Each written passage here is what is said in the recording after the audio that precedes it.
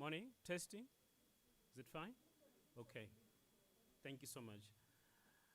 May I be allowed to just say good mornings to all, and with a specific mornings to our minister and the deputy minister. Ladies and gentlemen, just before we proceed, I'm going to request that we sing the national anthem to be sung by all. I'm not sure whether is it going to be played mechanically or so. Thank you.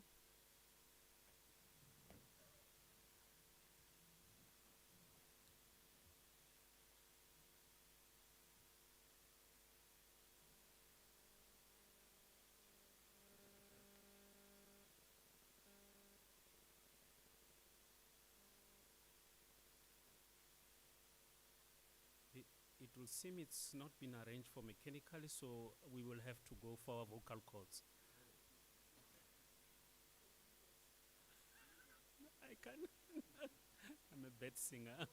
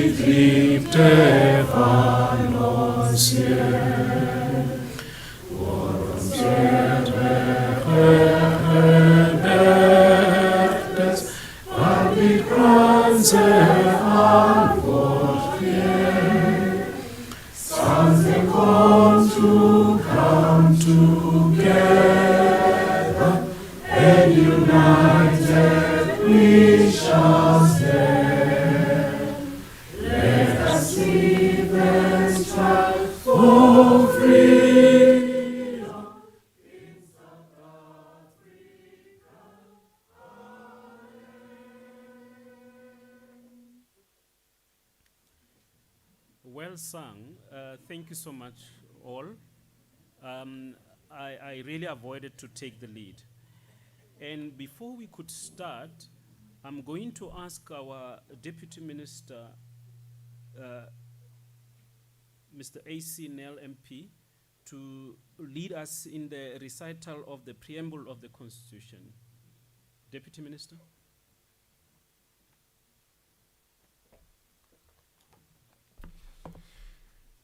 Program Director, Mr. Isaac Choe, Minister of Justice and Constitutional Development, Ms. Mmamoloko Kubayi, the Acting Director General of the Department of Justice and Constitutional Development, Ms. Kalai Pillay, the Acting Solicitor General, Mr. Felix Mbeki, and the CEO of the Legal Sector Charter Council, Ms. Charity Nzuza, Ms. Nokutula Kumalo from the South African Women Lawyers Association, Mr. Zingedile Chia, Secretary of NADEL, Nkosana Mvundlela, President of the Black Lawyers Association, Mr. Mutlung, President of the LSSA, members of the legal profession, distinguished guests and friends, very, very good morning. I ask that we all rise, whether in body or in spirit, to recite the preamble to the Constitution of the Republic of South Africa. We, the people of South Africa, recognize the injustices of our past, honor those who suffered for justice and freedom in our land, respect those who have worked to build and develop our country, and believe that South Africa belongs to all who live in it, united in our diversity. We therefore, through our freely elected representatives, adopt this Constitution as the supreme law of the Republic,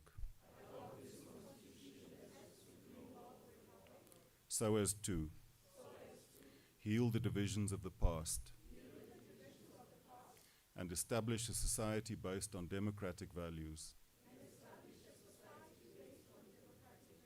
social justice, and fundamental human rights. Lay the foundations for a democratic and open society in which government is based on the will of the people and every citizen is equally protected by law. Improve the quality of life of all citizens and free the potential of each person, and build a united and democratic South Africa, able to take its rightful place as a sovereign state in the family of nations. May God protect our people. Nkosi sikelele Afrika. Morena buluka sichaba sa Yesu. Khotsi in South Africa. God bless South Africa. Mudzimu fatuchedza Africa. Hosi katikisa Africa. Thank you very much. We welcome everyone present here today, and we thank you very profoundly for the alacrity and the enthusiasm with which you've responded at such very short notice to join us in discussing the important and urgent constitutional imperative of transforming the legal profession.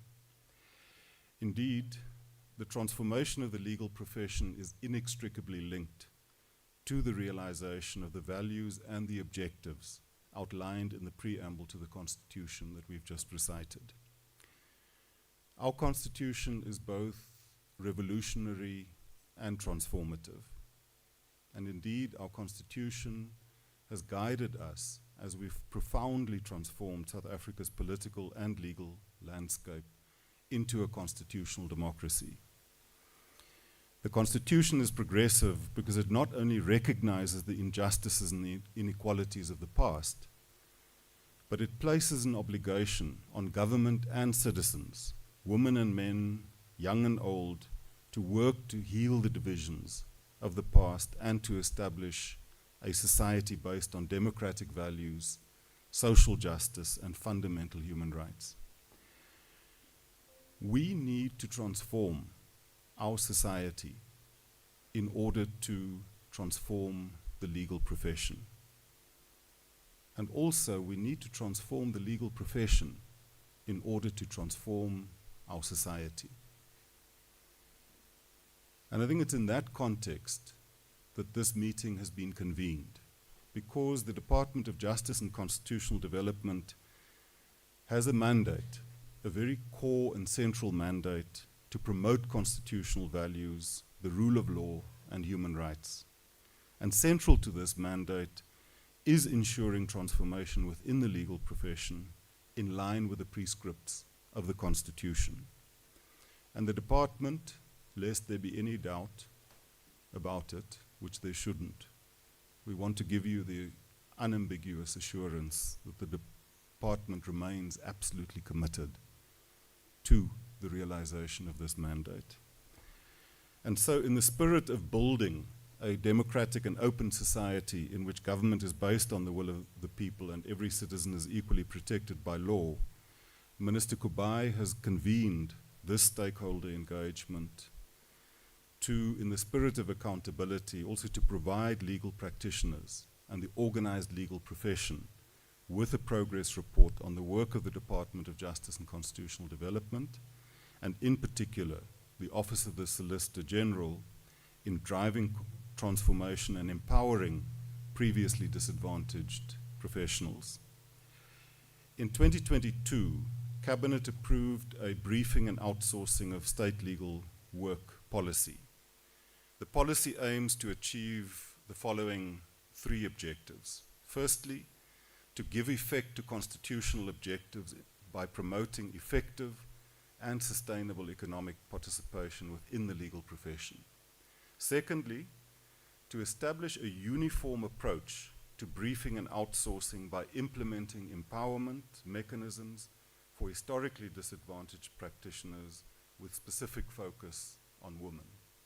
And thirdly, ensuring equitable allocation of legal work through clear regulatory systems and specific targets for briefs issued by the offices of State Attorney. Now, appropriately, this dialogue takes place as we celebrate the 30th anniversary of the adoption of the Constitution in 1996. We'll celebrate that milestone under the theme, One Constitution, One Nation, Reflect, Renew, and Recommit. That commemoration must be a national civic renewal campaign, a coordinated, multi-sector program that affirms constitutionalism as the cornerstone of national identity and as a living instrument of justice, equality, and development. Cabinet has adopted a program providing for a year-long whole of government and whole of society celebration. The goals of that program are, amongst others, to celebrate and to reaffirm constitutional values, to educate and engage citizens, especially the youth, to reflect and evaluate the performance of our democracy, to promote the rule of law in everyday life, to strengthen institutional trust and accountability, and to foster national unity and social cohesion, and to recommit to the transformation of our society, including also the transformation of the legal profession. Just like the constitution-making process itself, this year's national commemoration must be an inclusive initiative by involving multiple stakeholders, including government departments, Chapter 9 institutions, civil society, academia, organized labor, business, traditional and religious leaders, youth formations, educational institutions, and of course, the organized legal profession. The program will include public dialogues, civic education, cultural events, youth engagements, symbolic events at historic sites, and other community-driven initiatives to deepen constitutional awareness and social cohesion. And we want to encourage the legal profession to join us in these events and discussions and to organize within your own structures events, engagements, dialogues, and very importantly, community outreach and social investment projects, programs to strengthen access to justice, to uphold the rule of law, and to further advance constitutional values. Whether it's through assisting in National Wills Week, or mentoring learners for the National Schools Moot Court competition, or becoming commissioners in our small claims courts, or in assisting in the local community advice office, there are ways in which the profession can get involved, more involved, and can contribute to the spirit and the ideals of our Constitution. Indeed, as we celebrate the 30th anniversary of the Constitution, we have a lot to celebrate. We also have much to be concerned about and to reflect about. Because the 30th anniversary of the adoption of our Constitution takes place amid or in a world where increasingly strident attacks on constitutional values, the rule of law, and a rules-based international order are the order of the day. Across the world, the values of democracy, equality, equity, inclusion, human solidarity, gender equality, and social justice are under attack. And these things are not just theory, because when the president of a very powerful country stands up and launches an unbridled attack on the Supreme Court of his country after it declared his imposition of tariffs to be unconstitutional and says, I quote, "They're just being fools and lapdogs for the rhinos and the radical left Democrats." And when he then proceeds to claim without providing any evidence that, quote, "It is my opinion that the court has been swayed by foreign interests," close quote. He then launches personal attacks on two of the judges of the Supreme Court, which he himself appointed, saying, quote, "I'm ashamed of certain members of the court, absolutely ashamed, for not having the courage to do what's right for our country."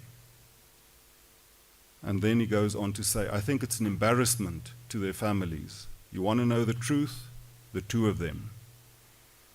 These sentiments then get echoed by his vice president, who said that this is lawlessness from the court, plain and simple. And therefore, it can't be any surprise to us when this president's ambassador to South Africa then says about our own constitutional court, quote, "I don't care what your courts say." These words might have been withdrawn. They might have been apologized for by the mouth. But time will tell whether they've been withdrawn in the heart as well. Unfortunately, we're not without our own challenges at home. The 2025-26 IEC voter participation survey conducted by the Human Sciences Research Council was released in March of 2026, last month. It paints quite a sobering picture, which I think we all need to reflect on.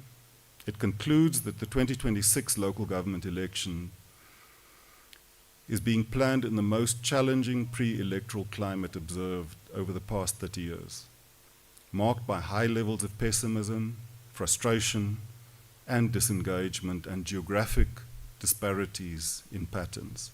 The survey identifies the following trends. Firstly, widespread disillusionment with political leadership persists, leading to growing demands for more decisive, authoritarian approaches to governance. Popular support for democracy is at a historic low. Preference for democracy has fallen from around 65% in the mid-2000s to 36% in 2025-26. Support for democracy as the preferred system is not a majority view in any province in our country. It ranges from 28% to 46%, indicating that commitment to democracy is present but not dominant. Secondly, there's a fatalistic view that holds that the type of political regime doesn't matter. As opposed to authoritarianism, this view is rising the fastest. It's grown to 34% in 2025-26. In short, it's the view that says, look, whether we have democracy or dictatorship or whatever, it doesn't matter to my life. Thirdly, and most concerningly, there's an openness to non-democratic alternatives that's increasing. More than 1 in 4 people now see non-democratic options as acceptable in 2025-26. It's the highest recorded to date. And mind you, these figures that are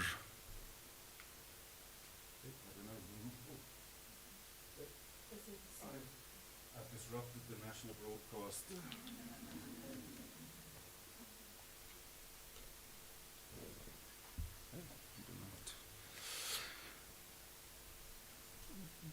These figures are not isolated to one survey. A similar pattern you'll find in surveys conducted by Ipsos. In particular, you'll find them in surveys conducted by an organization called Afrobarometer. Support for non-democratic alternatives is notable, and particularly high in KwaZulu-Natal with 33% and Mpumalanga with 30%. I think also of concern is the fact that openness to non-democratic alternatives is characterized by, amongst others, a belief in one, strong, decisive leadership. 71% believe that our elected leaders should be strong and tough rather than sensitive and tender. Instrumental authoritarianism. So a notable minority supports leaders acting without institutional or procedural constraints. Thirdly, rule breaking. 35% believe that elected leaders should be prepared to break the rules to get things done. Fourthly, executive autonomy. 23% feel that elected leaders should be able to make decisions without consultation. And last, and I think for this forum the most concerning, ignore courts. 26% feel that elected leaders should ignore laws and court decisions they believe are wrong. So I think these trends, as we talk about the transformation of the legal profession, must be of concern to all of us, both as citizens and as members of the legal profession. The fundamental assertion of the Universal Declaration of Human Rights that the inherent dignity and equal and inalienable rights of all members of the human family is the foundation of freedom, justice, and peace around the world is indeed under threat. These universal values are enshrined in the Freedom Charter and the Constitution of South Africa. This very concerted attack, amongst others, seeks to delegitimize any government that aims to address inequalities, whether between nations, communities, genders, races, and individuals, including the transformation of the legal profession. So I'm not just talking politics in general, because that concerted attack on democracy and constitutional values has a direct bearing on the legal profession and everything that the legal profession stands for or should stand for. It seeks to undermine the existing rule-based order in the world and return human civilization to an era of might, privilege, and subjugation. The vast majority of South Africans, and indeed global humanity, embrace these values of freedom, equality, non-racialism, non-sexism, and human solidarity. However, there's an increasingly vocal minority in our country that make common cause with this global attack and actively propagate falsehoods. Their aim is to undermine South Africa's constitutional democracy, non-racialism, non-sexism, and our transformation project more broadly. They employ multifaceted tactics, including the propagation of blatant falsehoods, such as claims of white genocide, to attract sympathy and solidarity from global racist movements and individuals. And I think it's no accident also, and I'm sure we'll hear about that more through some of the inputs, that the very same people who are at the forefront of propagating the myth of white genocide have also aligned themselves with those who are seeking legally to challenge our legal transformation charter. Reversing the gains of democracy by any means has become an increasingly open objective of these domestic anti-transformation forces and their global allies. And therefore, given these challenges, the current situation demands that we build the broadest united front to defend, consolidate, and advance our constitutional democracy and status as a sovereign country in the family of nations. And I think in that regard, we do want to express our very profound appreciation to many of the organizations here present today for coming together in defense of transformation within the legal sector, and in particular also uniting to oppose those applications seeking to set aside the Legal Services Charter. We must defend and advance the Constitution and the institutions of our constitutional democracy and ensure that they work for all South Africans. We must defend and advance the rights of workers, the unemployed, the informal sector, small businesses, professions, including the legal profession, farmers and the middle class. We must defend and advance the quality basic services and the expansion of housing, education, healthcare, and many other basic services, but also access to justice for millions of South Africans. The preamble to our Constitution enjoins us to build a united and democratic South Africa able to take its rightful place as a sovereign state in the family of nations. That sovereignty is based on the fundamental principle that every state has the right to govern its own territory and decide on its own internal affairs without any foreign interference. And that includes the right to adopt laws in line with our Constitution that seek to redress the wrongs of the past and to transform our society into a united, non-racial, non-sexist, democratic, and prosperous nation. So that defense of our sovereignty must be rooted in dignity, common values, and national pride amongst all South Africans. And I think the legal profession there has an absolutely vital and decisive role to play. So as we unite to celebrate the 30th anniversary of our Constitution, I think we must seize that opportunity to take stock of the journey that we've traveled over the past 30 years, to reflect on both the successes that we've achieved, but also to reflect on those stumbling blocks, on those shortcomings. We need to renew many of our institutions that have been the subject of intense onslaught by corrupt and organized criminal elements. And we've got to renew and recommit our commitment to the values of our Constitution. So with that, we really urge the legal profession, as we discuss today, and there will be inputs by the Acting Solicitor General, there will be inputs from the Legal Charter. The Minister also will make an input reflecting on the discussions and summarizing and pointing the way forward. But I think as we do that, let us focus on the vital, immediate transformation targets, but let us do so and contextualize it within a broader transformation project. We know this is important because it's the legal profession that feeds the bench. It's the bench that interprets and gives direction in terms of our Constitution.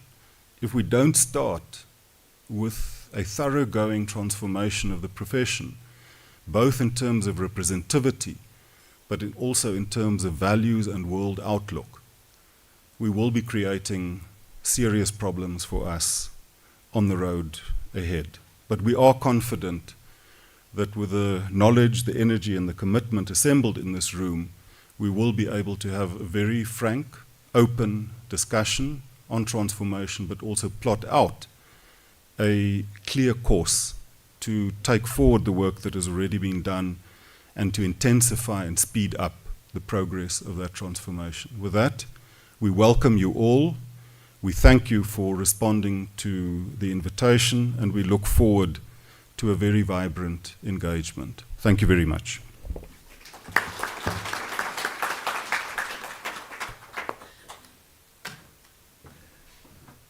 Thank you, Deputy Minister. The outline of the discussions of today are very clear. Colleagues, Minister, everything has been put very clear to us and what we need to do and the task of the day. You know, in the sector which we practice in, after having been led, I would have taken me as a senior counsel, and I would have definitely said, look, I align myself with the submissions of my learned colleague, and I have nothing to add. except for issues of costs. And I would like the court to follow the BioWatch case that they pay. Thank you so much, Deputy Minister. We will be proceeding with our program, and we will be calling the Acting Solicitor General, Mr. Felix Mbeki, to provide us with a report on performance of the State Attorney's Office. Mr. Mbeki? And maybe before we commence, may I ask Deputy Minister and Minister that maybe we are not sure whether the screen will be adequate for everybody to see. Yes, I'm not sure whether you will be blocking any view, but if it's not blocking, then it's perfect. Then you remain seated, Minister and my colleagues, and then we can just go there. Thank you so much. Mr. Mbeki?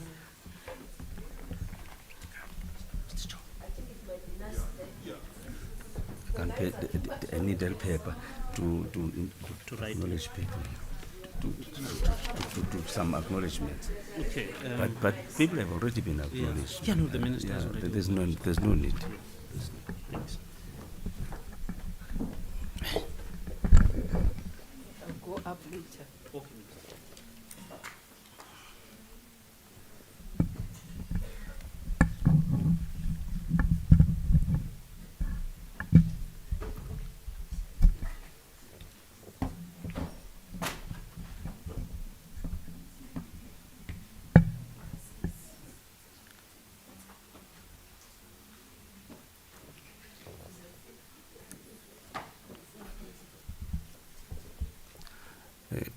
Good morning, everybody.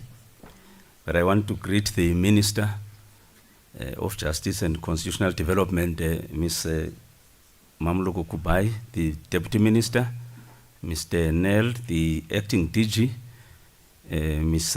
Pillay, all DGs present, my fellow state attorneys present in the House, and all legal practitioners who are present in our midst today. The Minister has already acknowledged, the Deputy Minister has already acknowledged the presence of our guests. I will just go straight to the presentation, and I don't have to read the contents, they are there, and I'm sure the presentation will be circulated at a later stage. The rationale for engagement with the legal sector. The legal practitioners are our most important stakeholders.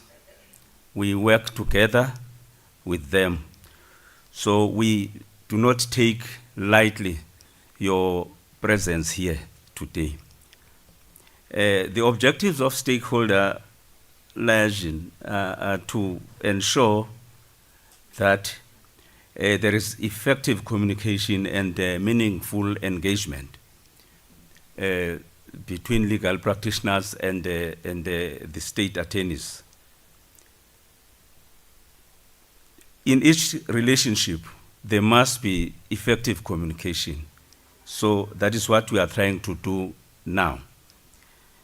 So the key objectives of this kind of engagement include the following: the improvement of clarity, consistency, and effectiveness of communication between the state and its stakeholders. We must align and manage stakeholder expectations regarding deliverables and timelines and outcomes.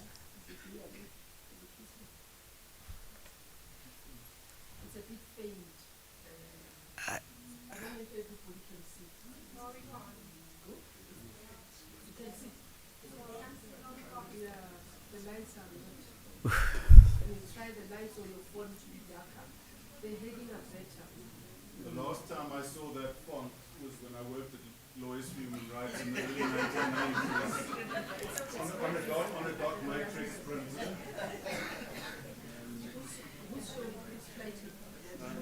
It's at the back, yeah.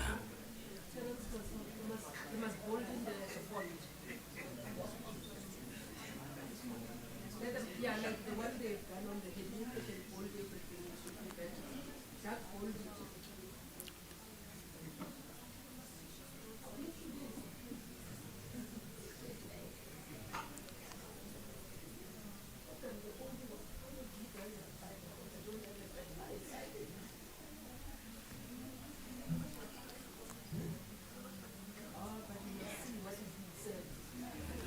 I don't know.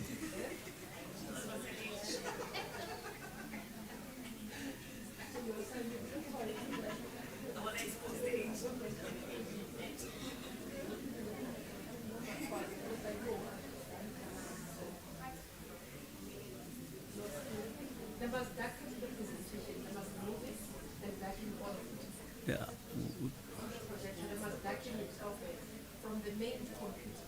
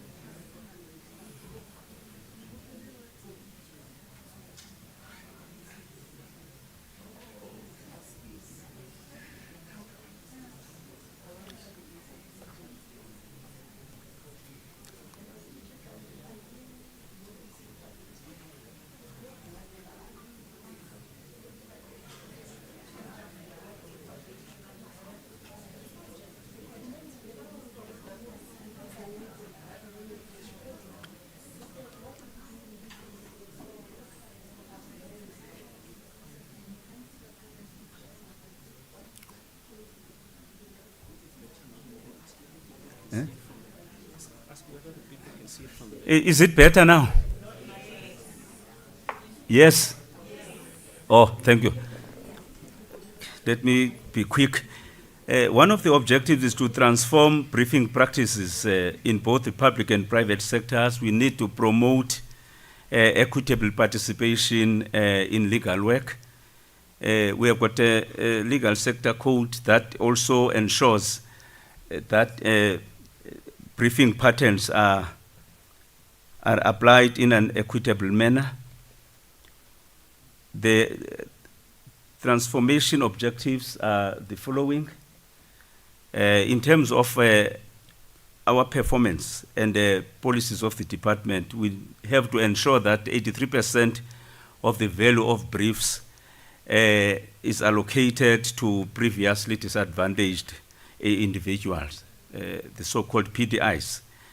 We need, as I've indicated, to promote equitable distribution of briefs, considering qualifications and experience.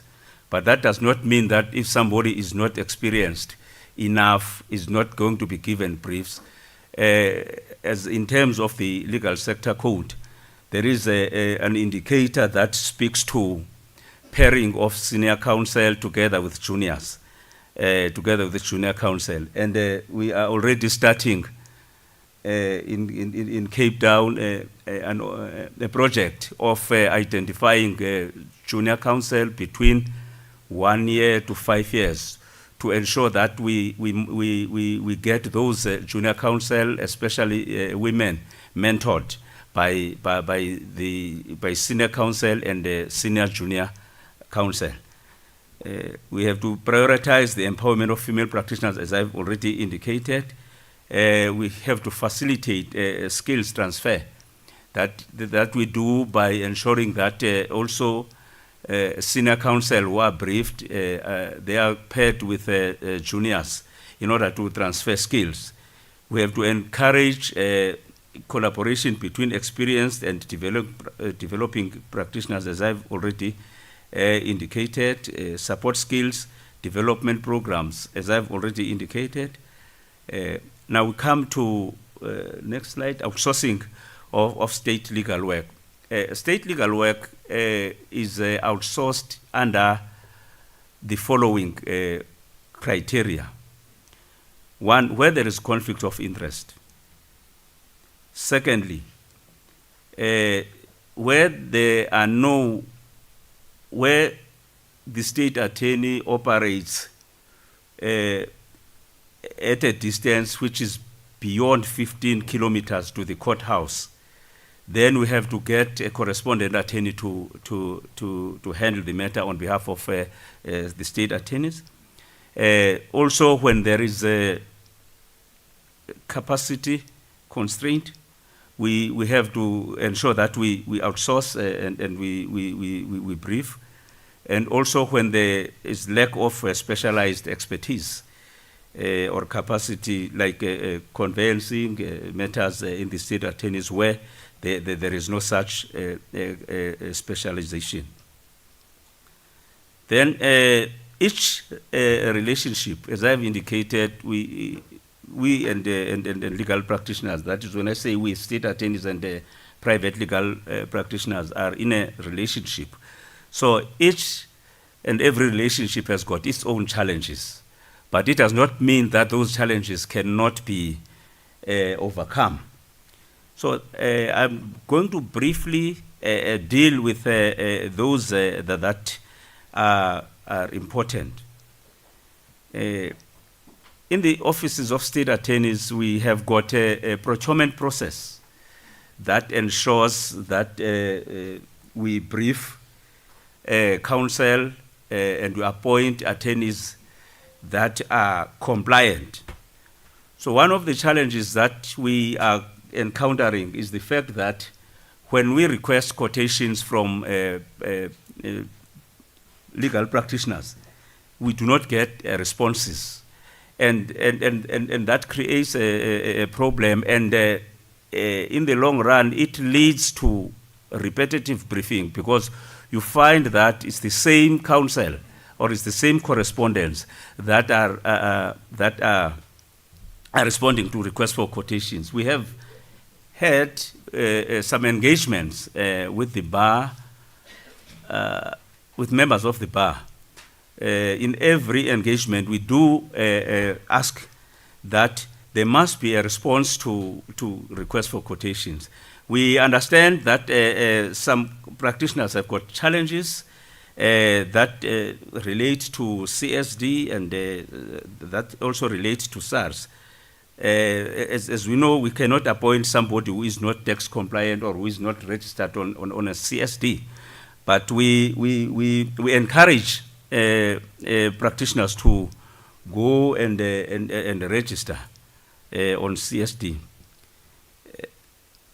Then we also have seen that some practitioners are overcharging, but that we are able to address through dialogue and through dialogue to ensure that we are on the same page. We have seen legal practitioners taking state work without having been appointed by the state attorneys, and that creates problem, because that leads then to irregular expenditure. So we are going to urge legal practitioners to ensure that before they take state work, they are properly appointed.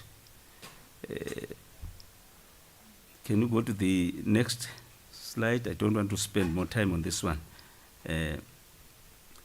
We also need to ensure that the performance that is given to the state is of good quality. I know that sometimes we complain that papers are not properly drafted, have not been checked, but it is also our duty as state attorneys to ensure that we read the documents before we file them. That's why I was saying we are in a relationship. We cannot just point fingers, and this engagement is not a finger-pointing exercise. there is also failure to adhere to terms of instructions.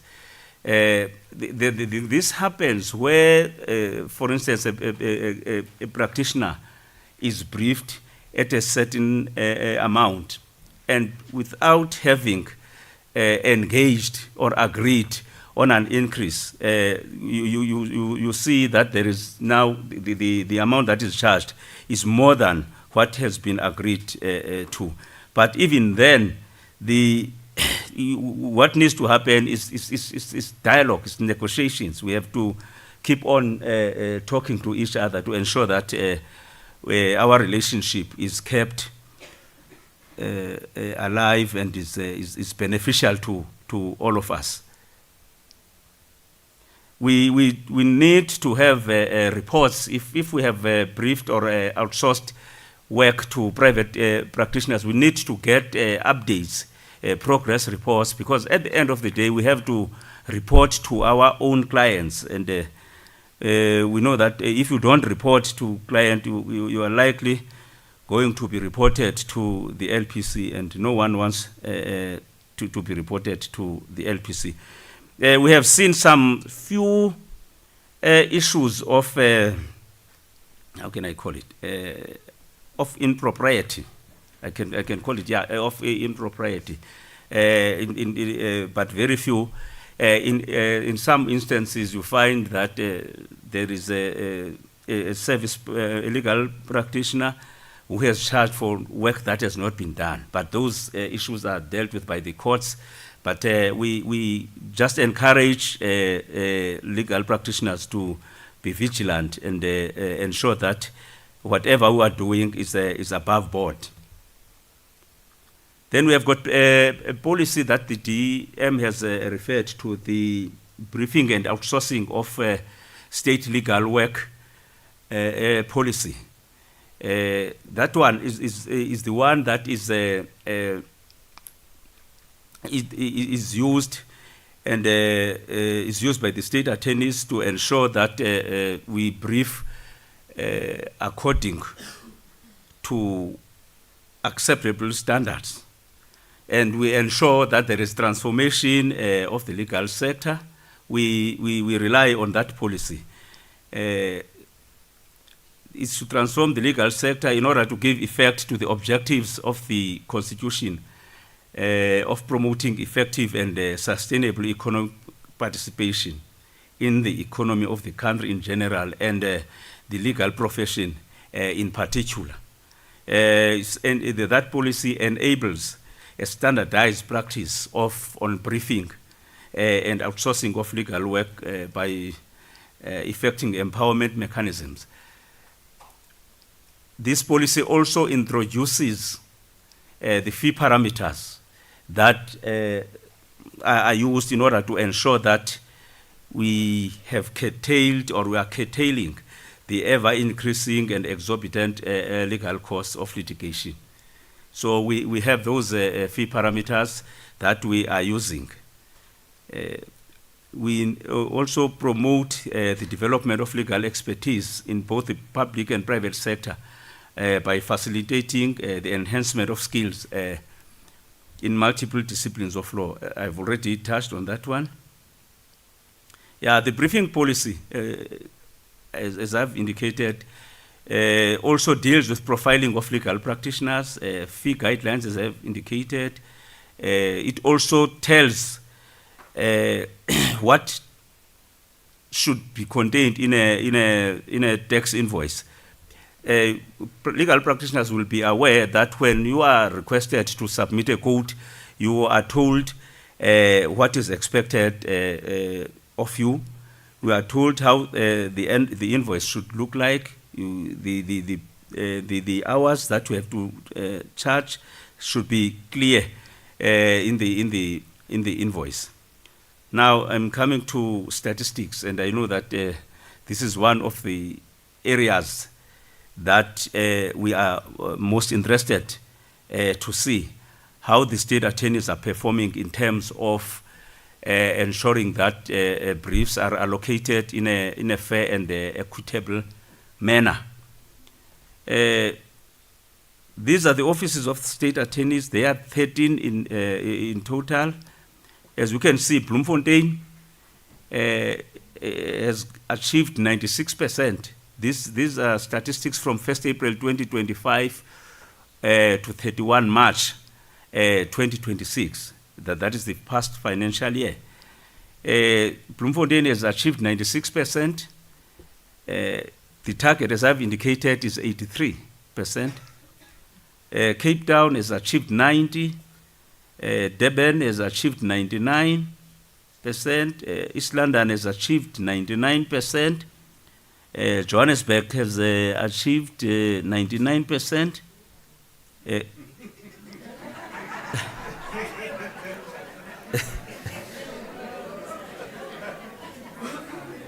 Yeah. Then we go to Kimberley. No, these are statistics. This information is there, can be verified. Yeah. Kimberley has achieved 88%. You can see that that Kimberley is Kimberley has very low numbers. The reason for that is that Kimberley state attorneys are appearing themselves in the labor courts. They are appearing themselves in the High Court. So that is why you see that they have got a few numbers. And also Kimberley, the bar there is very small compared to others. Mafikeng has achieved 97%. Mthatha has achieved 100%. Nelspruit has achieved 99%. Polokwane has achieved 99%. Gqeberha, Port Elizabeth 96%. Pretoria 93%. Thohoyandou 100%. Yeah.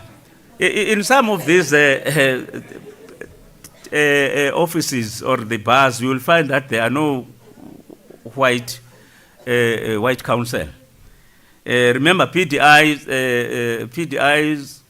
practitioners are African males, African females, colored females, Indian males, Indian females, and white females. So that is why you see this percentage. We are talking here a target of 83%. Overall, the percentage that has been achieved by all the state attorneys combined is 96%. Yeah. Statistics of state legal work allocated to private attorneys and law firms between 1st April and 31st March 2026. I must apologize, the information that is contained in this slide is not complete, but we will update it as we go forward. This speaks to appointment of legal practitioners, statistics of state legal work allocated to private attorneys and law firms. Yeah, this one speaks to law firms and not to counsel. I will just speak to the percentage. 54% Bloemfontein, 59% Cape Town, 100% Durban. I can attest to that one of Durban. Yeah, East London 63%, Johannesburg 77%. Mthatha 98%, Polokwane 100%, Port Elizabeth is 61%, Thohoyandou 100%. As I've indicated, there are some offices that are not reflected here, but judging from what is in front of us, we have achieved a total of 87% thus far.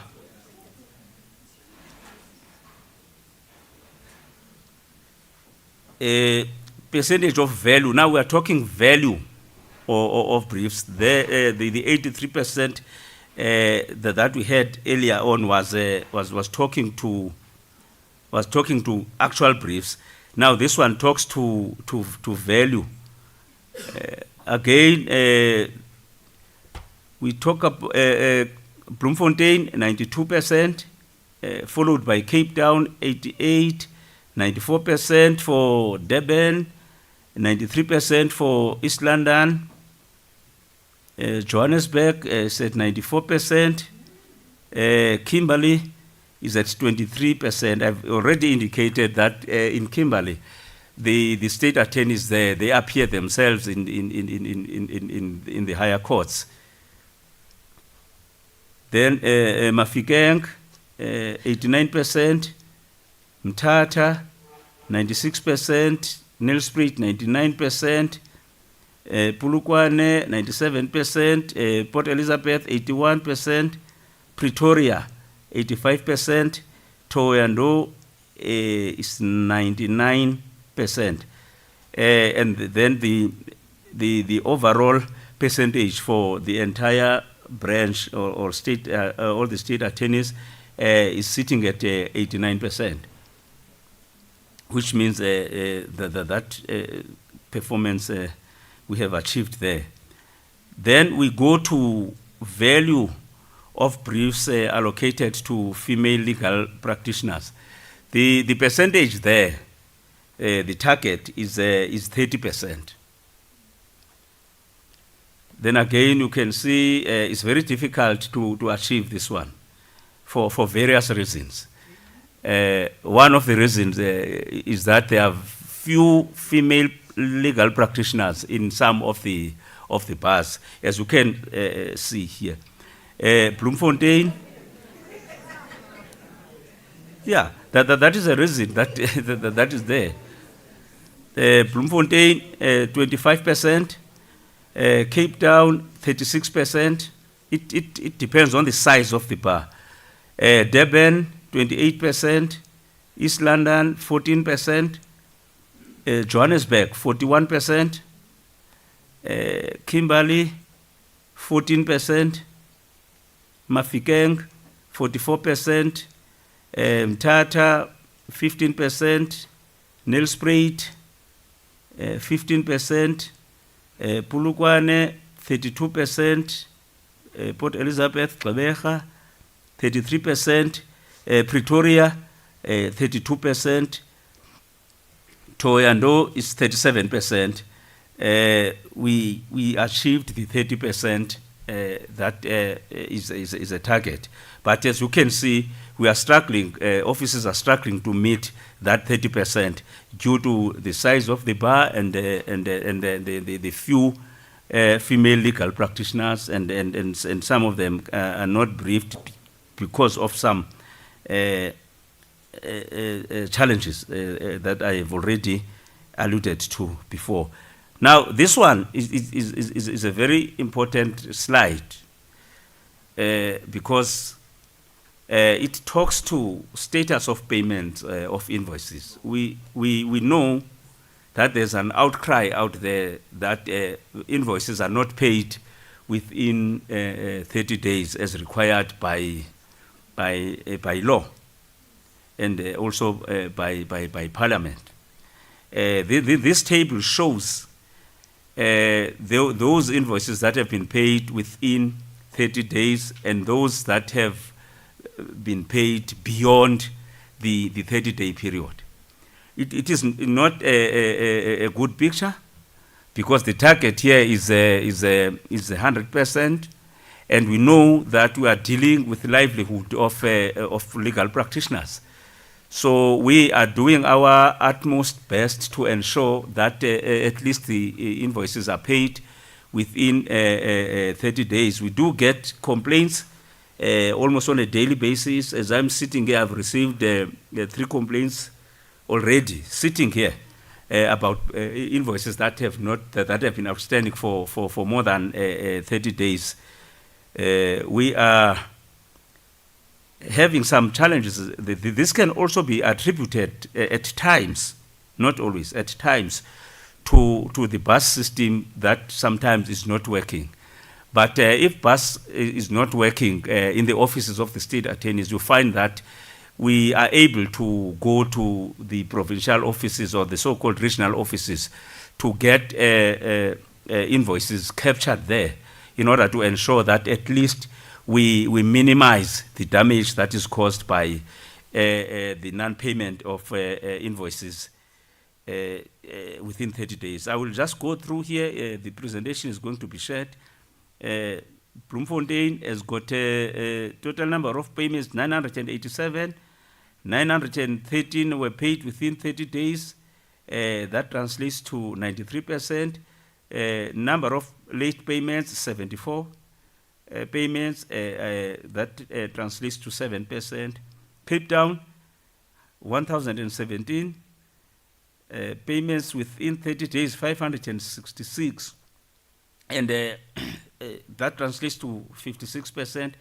Number of payments that have been made outside the 30-day period, 451. And that translates to 44%. Durban, 1,497 payments, 809 within 30 days. That translates to 54%, 688 payments outside the 30-day period. That translates to 46%. East London, 1,329, 1,297 within 30 days. That translates to 98% and is doing well. 32 payments were done outside, were made outside the 30-day period, and that translates to 2%. Then Johannesburg, 1,183 payments. Total is 1,629. Then within 30 days, 1,183, 73%. 446 outside 30 days, 27%. Kimberley, the total number of payments is 62. 48 paid within 30 days, 77%. Then 14 outside 30 days, and that translates to 23%. Mafikeng, 868 payments, 712 within 30 days. That translates to 82%. 156 payments outside 30 days, and that translates to 18%. Mthatha, 681 payments, 644 paid within 30 days, 95% within 30 days. 37 payments outside the 30-day period, and that translates to 5%. Mthatha is also doing well. Nelspruit, 390 payments, 286 within 30 days. That translates to 73%. 104 payments outside the 30-day period. That translates to 27%. Polokwane, 442 payments, 362 made within 30 days, and that translates to 82%. 80 payments outside 30 days, and that translates to 18%. Port Elizabeth, 1,023 payments, 765 within 30 days, 75%. Outside, 75% of those within 30 days, 258 payments outside, and that translates to 25%. Pretoria, 5,101 payments, 3,374 payments made within 30 days. That translates to 66%. 1,727 payments made outside the 30-day period, and that translates to 34%. Pretoria is the biggest office. As you can see, the number of payments that they have made, 5,000.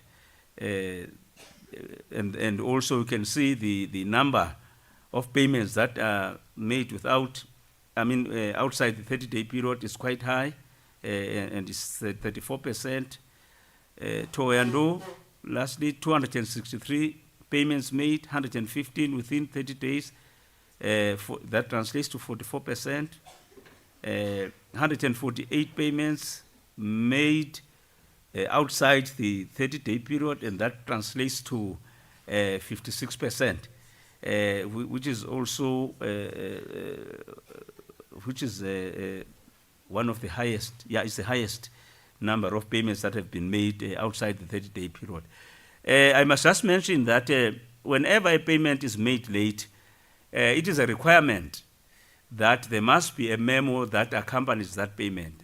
And that memo must state precisely the reasons why the said payment is made outside the 30-day period.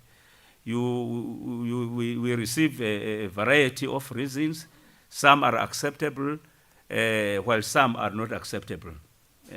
So this is an area that we, as the state attorneys, we need to work on very hard. As I've indicated, here we are dealing with service providers, and we are dealing with their livelihood. We do not want to see a situation where legal practitioners are forced to leave their chambers because of non-payment. That is why at sometime last year, the minister had to intervene, and through that intervention, the backlog was cleared. We, as the state attorneys, we have to ensure that we intervene here and we arrest this situation as soon as possible. Thank you very much. The state attorneys are here. They are going to speak for themselves, and they are going to answer whenever there are questions. They are here to support the national department and then the Office of the Solicitor General. Thank you very much.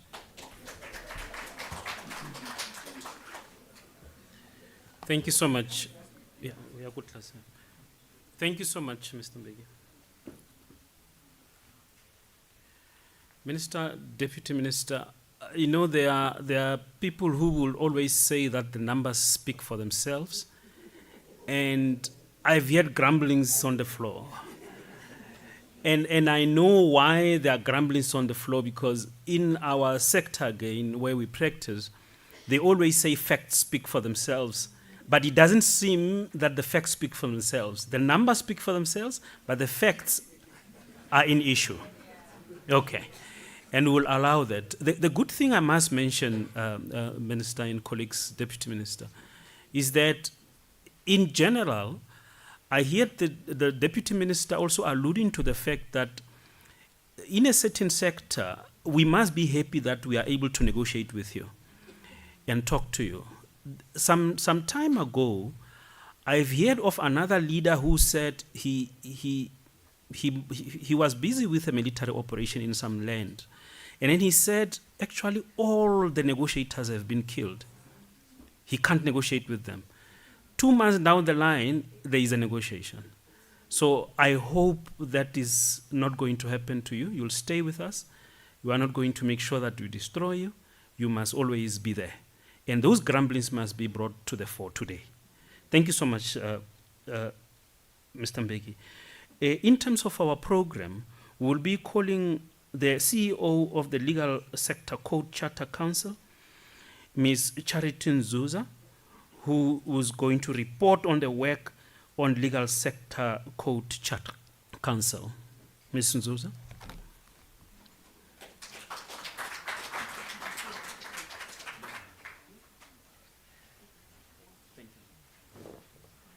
Good morning, everyone. Good morning, Minister and Deputy Minister. Thank you for the opportunity to speak to you about the legal sector code today. Although I must say that I was a bit ambushed, I was not prepared, so my apologies if I come across as maybe giving you the information and running around all over the show. But maybe just to give you a brief background, the legal sector code was gazetted by the Minister of the DTIC in September 2024, and it is in operation. The Minister of Justice, as per the code, then appointed the council, which is now in place, which has a term of 5 years, and they've started doing work as early as March 2025. I joined the Legal Sector Charter Council in January 2026, so I'm literally 3 months old at the Charter Council. So it is a non-profit organization. We have all the governance frameworks, policies, and systems in place, and we are situated in Bryanston. So the Charter Council has been in office for roughly a year, for over a year. And I wanted to tell you more about what the council has been doing within that year. What has been important for the council within that year is to engage with the various stakeholders, mainly the state-owned entities, attorneys, advocates, the municipalities. We've targeted the metros so far because we've had to do quite a lot of stakeholder engagements in the year that we've been in operation. We've also engaged with the PIC, we've engaged with SALGA, we've engaged with the National Empowerment Fund, we've engaged, when I talk about the metros, we've engaged with Cape Town Metro, Eguruleni, Tshwane, eThekwini. We still have the Johannesburg, I think, which we are engaging with this week. I can't remember, yeah, but it's this week. The reason for our engagement with the stakeholders that I've mentioned is, if you look at the specialist scorecard that is on your screen now, is to clarify to them that in terms of procurement of legal services, they can no longer use the generic scorecard because that has been replaced by the Legal Sector Code, which has been in effect from September 2024.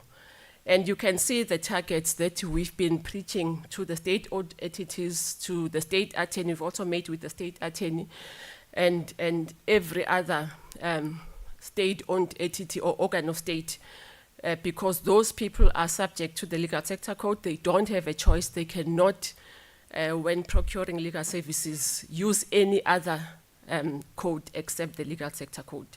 So as you can see on the screen, they are required to use those targets, and they will be measured against those targets that you see on the screen. Maybe just to draw your attention, as you can see, they are required in the first year to procure 70% of their work from black-owned law firms, 80% in year 3 and 80% in year 5. And also specialized work, they must procure 45% in year 1, 50% in year 3, and 55% in year 5. Just when you go to the next slide, Tabitha. This is where we hone in on the state-owned entities and say, if you give work to those law firms whose turnover is 25 million or more, those that we call the large LSMEs, then you need to require that they then do a joint venture or a partnership with a small or an ELE, which is an exempt legal entity.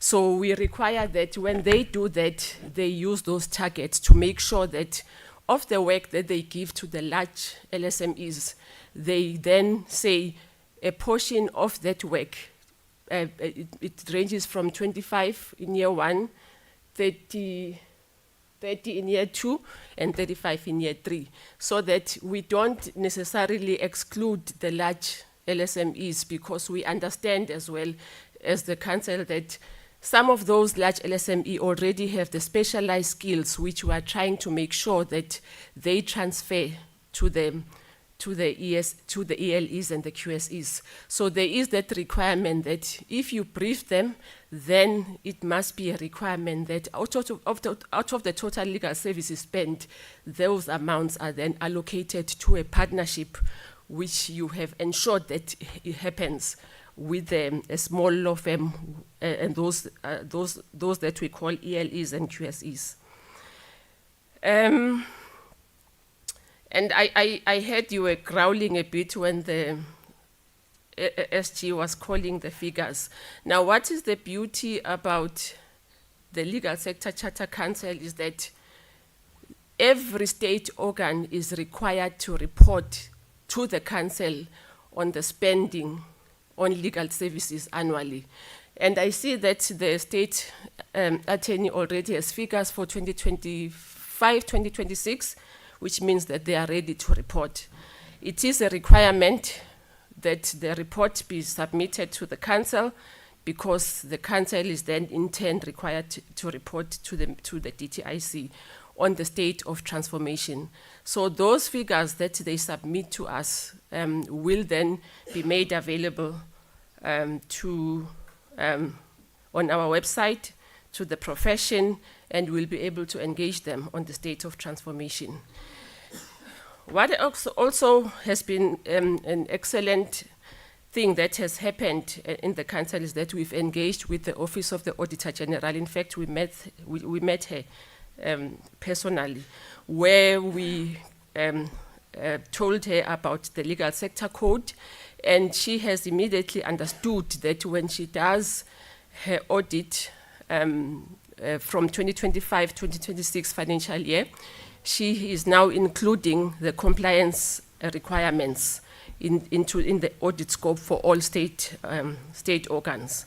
So that will now be measured also from the side of the Auditor General and from the side of the Legal Sector Charter Council.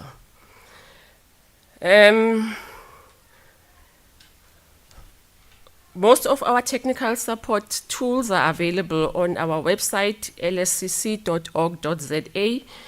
We offer there, for those who choose, you'll remember that law firms can choose to be measured by using the Legal Sector Code, but they can no longer be measured by the generic scorecard. So if you either choose to be measured by the LSC or you don't. So you can no longer revert to the generic scorecard. Whenever you do your verification process, the LSC will be used. So we issued clarification notices on how verification will happen, guidance notes, we've issued FAQs, and we've engaged with SANAs and all the verification agencies who are now using the LSC to verify you and to also then give you your BBBE level. And finally, Minister, we have the Legal Sector Transformation Fund in place, and we appreciate all the contributions that have been made to the fund.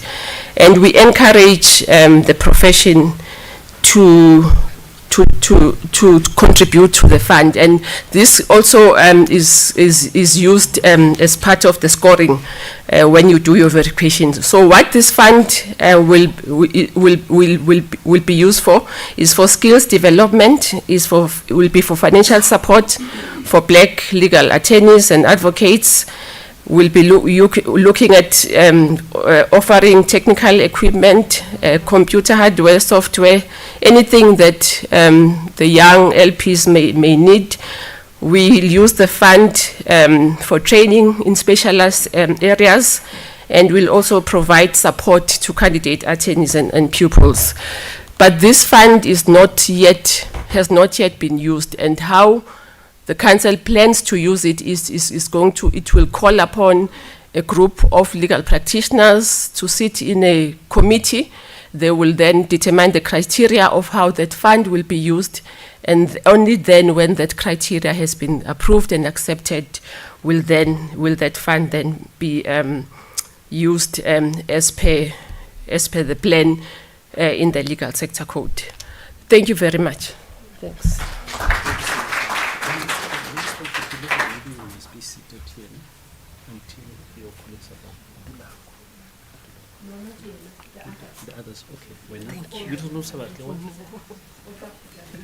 Okay, thank you so much, Ms. Nzuza, for that presentation. I'm going to request the following speakers just to come to the podium until the their own presentations are done, and then from there they will then leave the podium thereafter. And I'm going to call, just to come to the podium, I'm going to call Ms. Nokutula Kumalo from Saula, South African Women Lawyers Association, to come to the podium. And I will call Mr. Zincedile Tia to also come. He is from Nadel. I think he is the SG. And then we are also going to call Mr. Nkosana Mvundlela from the Black Lawyers Association to also join us. In the meantime. You can be seated in the meantime, okay? And then I'm also going to call Mr. Machini Mutloung from the LSSA to come to the podium. I don't know whether all the colleagues are here.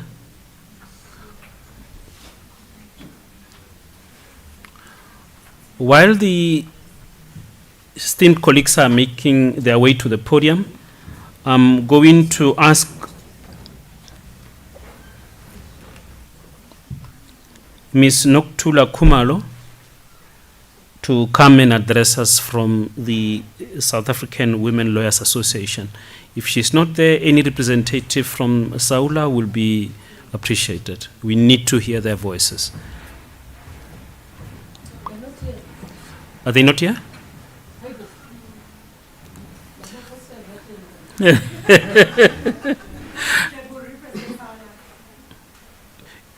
So in the meantime, can I go to the next speaker? Thank you so much.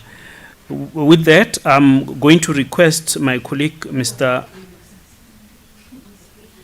Tia, the Secretary General of Nadel, to give us a reflection by him on today's work. Thank you.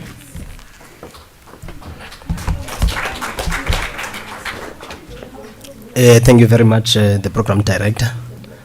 Let me stand on the protocols already established, but to single out the Minister of Justice and the Deputy Minister of Justice, the Nadel President and the Treasurer General of Nadel, Acting DG, Acting Solicitor General, PLA President and leaders of PLA, Saula Leadership, Legal Sector Charter Council Leadership, the Legal Practice Council, Advocates for Transformation, National Chairperson and leaders of the AFT, the President and Vice President of the Law Society of South Africa, members of the profession, be pleased to receive our warm and revolutionary greetings.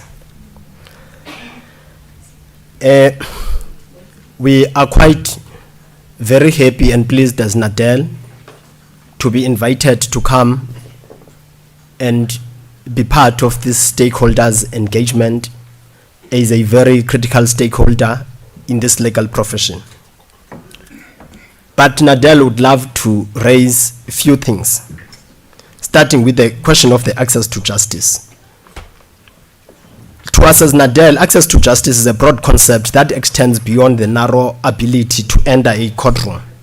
It is rooted in social justice and the transformation of legal system to serve all people, particularly poor and marginalized. The key pillars of access to justice, according to us, one is social justice and equality. Nadel views access to justice as inseparable from the struggle of human rights and the eradication of poverty and inequality. It involves ensuring that constitutional rights are not just paper rights, but are enjoyed equally by all, regardless of economic status. Transformation of the judiciary. A core tenet for Nadel is creating a judiciary that is representative of South African population. This includes supporting a single judiciary and ensuring the appointment of judicial services, of judicial officers who are conscious of law's role in society, interpreting law to address the assertions in the preamble of the Constitution of South Africa. As Nadel was saying, community and popular participation, Nadel advocates for popular participation in the administration of justice.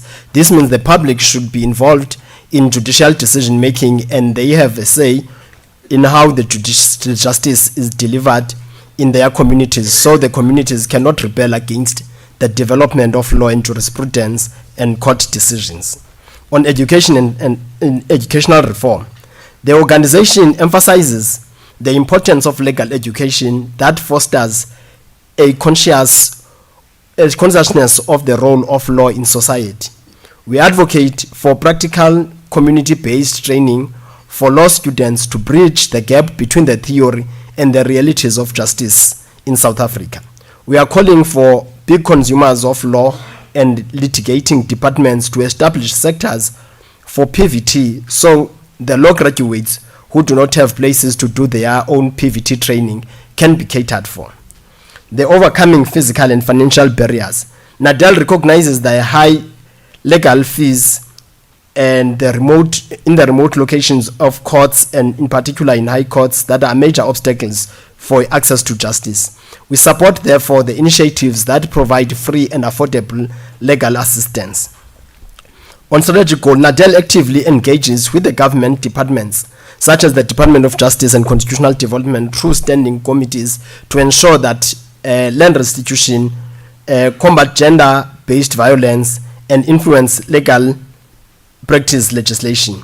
On transformation of legal profession, the National Association of Democratic Lawyers views transformation as a fundamental constitutional imperative to move the South African legal profession away from its colonial and apartheid history. NADEL's core philosophy centers on a complete transformation of both the profession and the socio-economic order to create a non-racial, non-sexist, democratic and prosperous South Africa. On structural fusion of the profession, NADEL has long advocated for the fusion of the legal profession, arguing that the formal distinction between attorneys and lawyers is an archaic and artificial principle.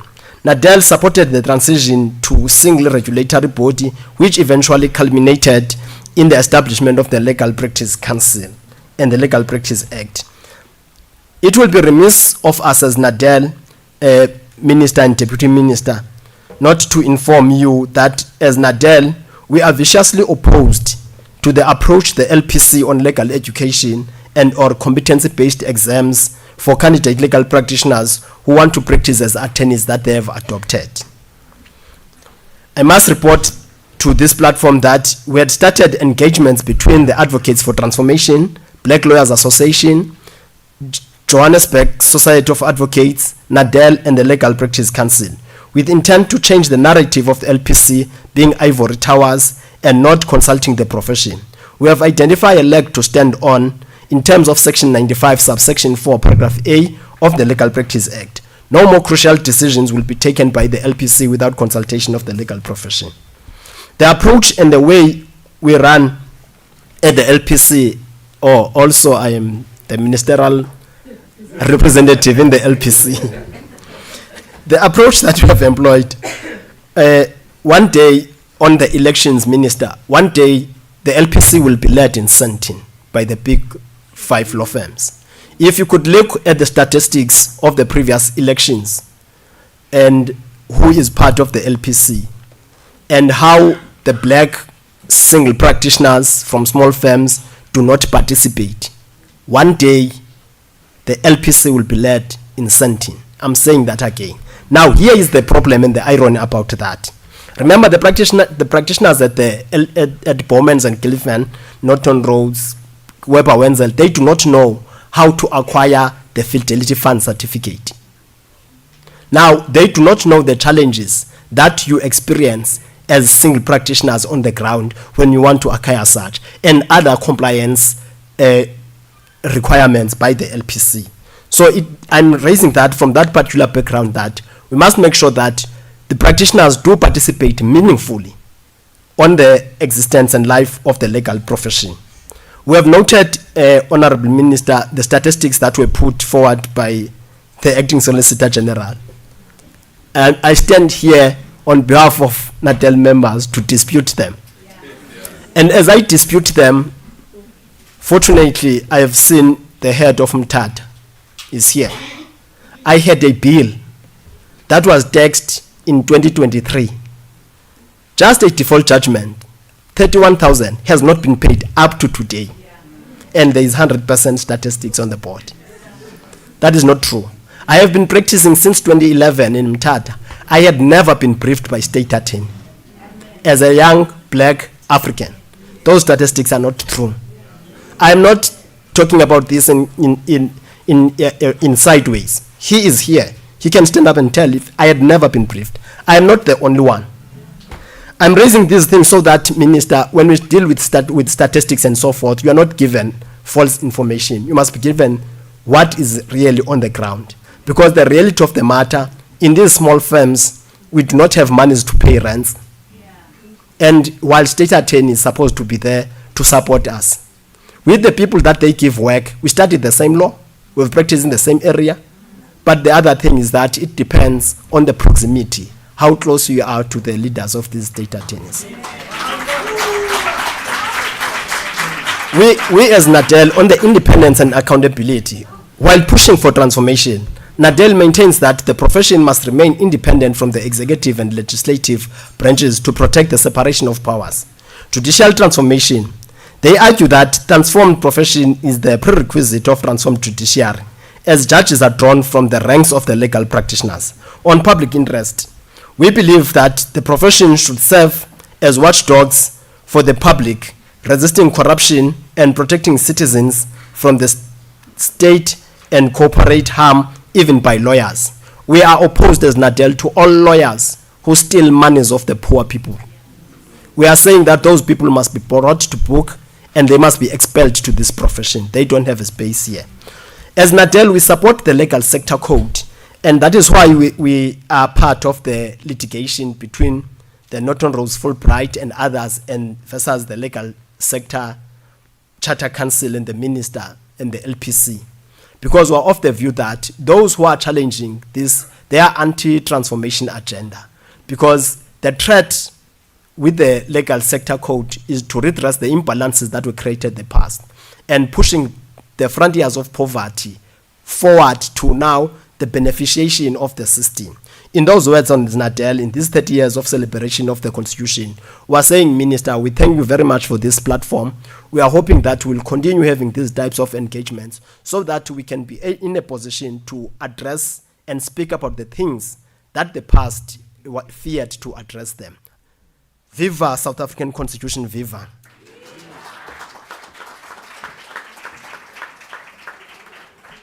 Thank you so much, Secretary General. The state attorneys and everybody who's here, it's very clear.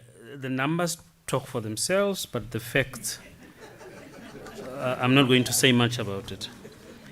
And now we are going to call upon Ms. Lepu, she from Saula, to just give us reflections. Thank you so much, Ms. Lepu, to be here. Thank you so much.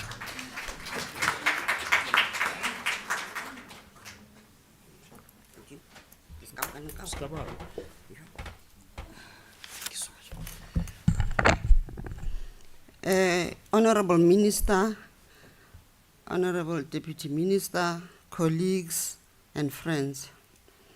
As you can see, I've been bulldozed to come and represent Saul. I don't think maybe it's because of age. So these youngsters just put me. But I'm really happy to be here. Saula was established by the Department of Justice. And Department of Justice must continue supporting Saula. Saula is an organization of women lawyers. It includes magistrates, prosecutors, law students, and we make sure we are everywhere nationally. But our mandate is to ensure that women occupy the rightful positions that they deserve. And as you can see, there are males only here. If I wasn't here, it means it would have been males only. So we need to make sure that women are represented in the legal fraternity. We have to make sure that we do that. These are my friends, don't worry, because I belong to every organization which is there, because we want to be recognized. That's why we do that. One of the things that I'm supporting Mr. Tia is that, you know, the statistics that we saw, you know, they are very encouraging, but the truth is far from it. Unfortunately, because I serve on the legal practice council, on the legal sector code, we are going to interrogate those figures. We need to see who they brief, how do they get the people they brief, and because the last time we spoke to them, they didn't even have a panel. We asked them, how do you get these people? They can't tell you where they get them. It's obviously somebody who knows somebody and who knows somebody. And it can't be that. Let's be fair and make a panel, invite practitioners to submit their profiles so that at least you go on a database and make sure that practitioners get equal opportunities. You cannot say because you are calling for RFQs. Most people don't even see those RFQs. I've never seen an RFQ. I've been in practice for the past 35 years. I've never seen an RFQ from the state attorney. So I'm not here to cry, but I'm saying our youngsters need to be empowered. We can't have this. And the state attorney needs to do something. I need to go, Charity, we are going to interrogate those figures. We need to know who was briefed and when and for how much. Yes. But at the same time, I'd like to thank the minister for really calling this Imbizo. At least now we are here to tell the state attorneys that we don't believe in the states. We need to see the real figures and the real people behind those figures.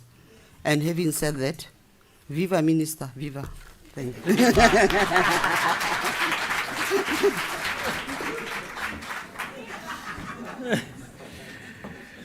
Thank you so much, Ms. Lepu. The Tswana speaking and the Basotho people, and definitely any other language, will have to say tabadi mahlo. So this is exactly what's happening. Face to face, we say it to each other. And having said that, Ms. Lepu, as we say, is in Sesotho, as they say it. Thank you so much.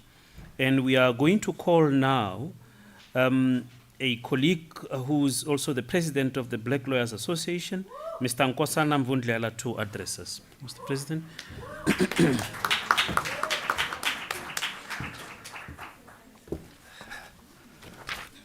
Thank you, Program Director. Good morning, everyone. Good morning, Mr. Minister and Deputy Minister. I saw the acting DG. I've seen advocates Melan amongst us. Good morning, colleague. It's nice to see you. Good morning, all SCs present, Myron, Chair of AFT, and all the senior attorneys in the House, all the junior attorneys present. Receive my greetings.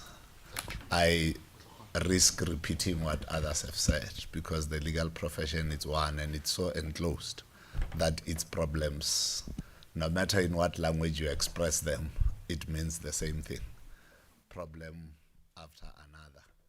And the briefing pattern, Deputy Minister, it's for me the only way that we are going to improve the capacity of legal practitioners, both as advocates and both as attorneys. And that's the only best way you're going to build the next judiciary.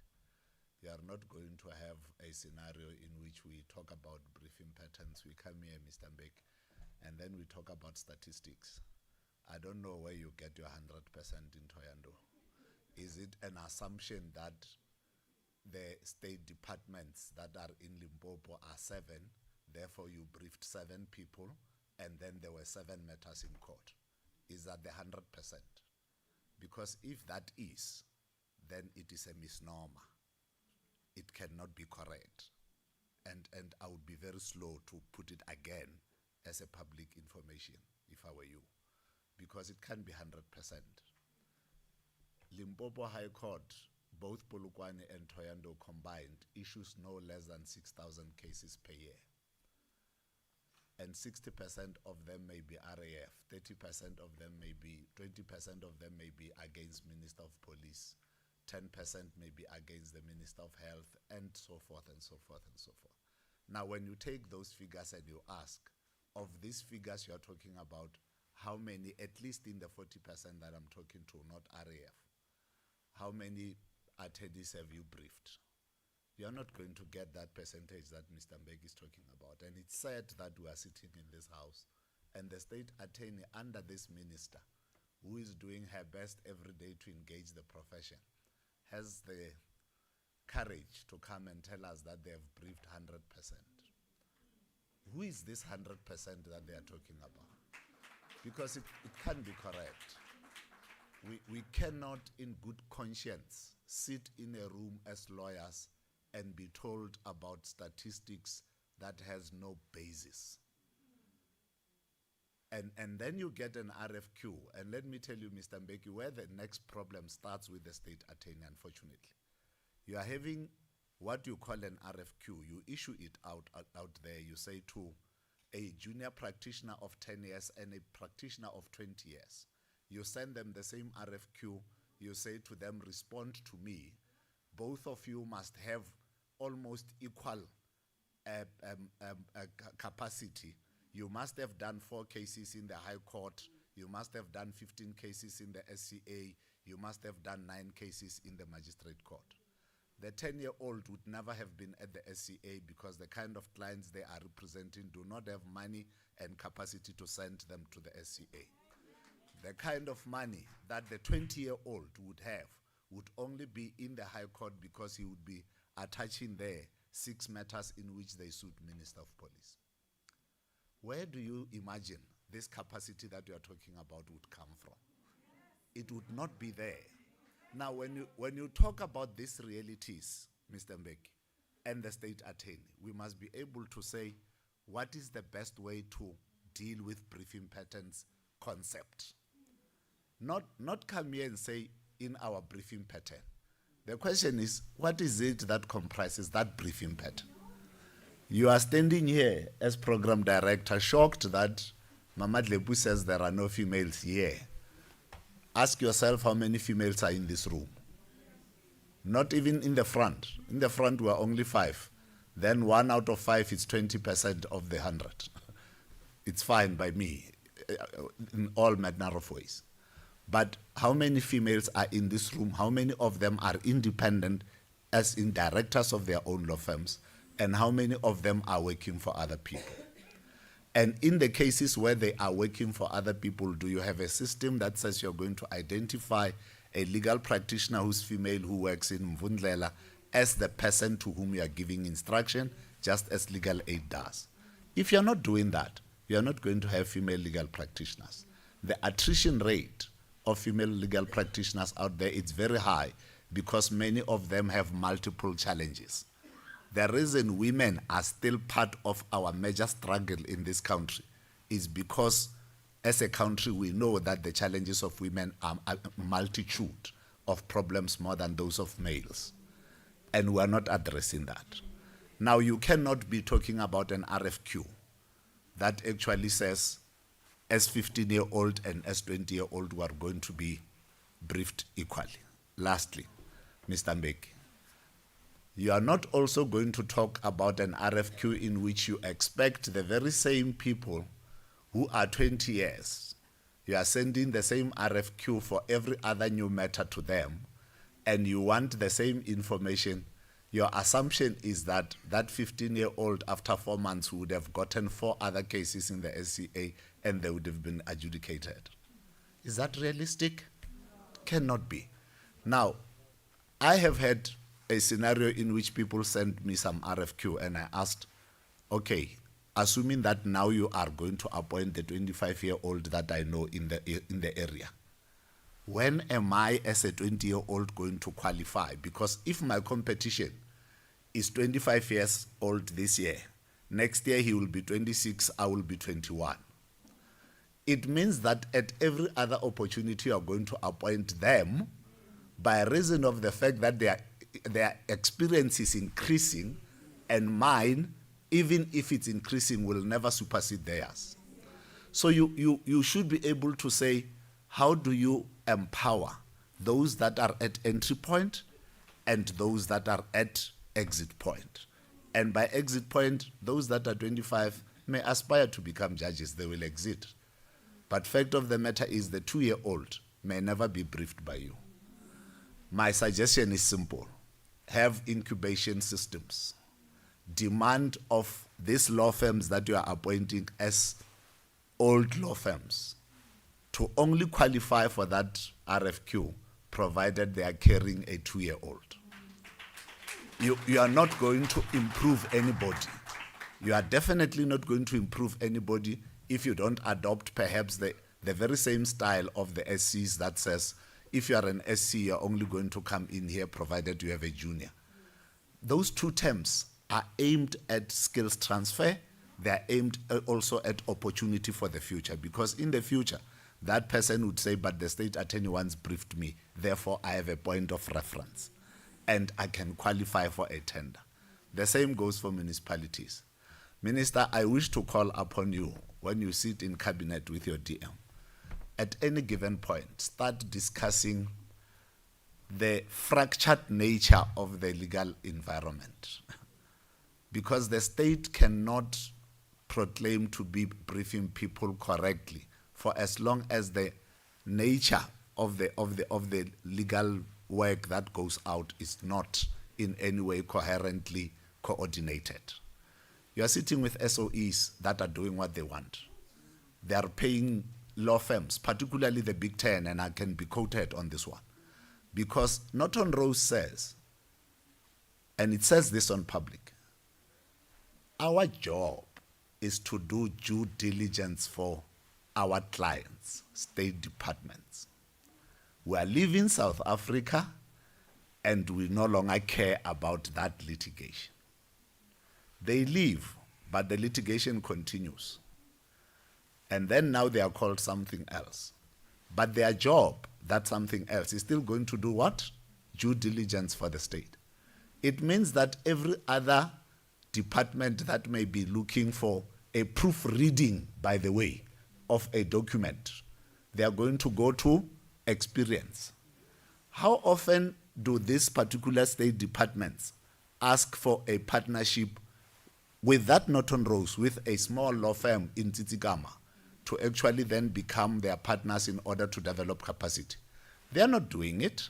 They are not going to do it because it is not a prerequisite from you. It is not just a point at which you are going to justify their appointment. And if you don't do that, attorneys are going to forever be where they are. They are going to forever have a bigger problem of not being able to register more candidates attorneys from the ground up. Minister, the reason you are sitting in South Africa with almost 40,000 people called attorneys is because of attorney firms. The legal profession depends entirely on attorneys. Advocates are complementary. They come in with a skill set that we need as attorneys. That's why we are not competing, but complementing each other. So stop, as state attorney, stop creating this unnecessary competition. You are distracting. You are not helping us. So start accepting that briefing us will by extension brief advocates. So stop creating this thing that even if the LPA requires that there's going to be a senior attorney, therefore you're going to appoint a senior attorney as compared to a senior advocate. You are not appointing similar people. These two people don't have similar skill. Many attorneys have never appeared in the SCA, but they are 25 years old in practice. Now, how do you compare and analyze their skill set? It can't be the same. You don't expect it to be the same. If you do, then you are not practicing law in South Africa. Because we go to the SCA, I go to the SCA with an SC. I'm never appearing there. It means you are never going to appoint me because I've never been in an argument before the 5 judges. That is not skills transfer. So think about these things. Think about the mechanics of breaking this mold that you are sitting with, of state attorneys sitting here giving you figures, and you come and project them here as facts. They are not facts, they are numbers of things that you do not have a basis for coming to the conclusion about. So, Minister, I'm saying as you discuss this thing in Parliament or in Cabinet, the conversation should rather somehow have a uniform way, as the LSC says, in which you are going to say an SOE, state attorney, a municipality, and whoever are using the same principles to recruit work from the private law firms. If you have all of them, each one of them developing their own document, you are never going to get to the conclusion you are looking for, because each one of them is going to look at what is it that they think they want. That document is going to be done due diligence by some big law firm in Sandton for it to qualify, the same way that the South African Reserve Bank has done when it advertised the tender last year. They said they wanted 13 specialist points in one tender document. 13 specialist points, and you must qualify. How many of you here are in 5% law firm, director law firms?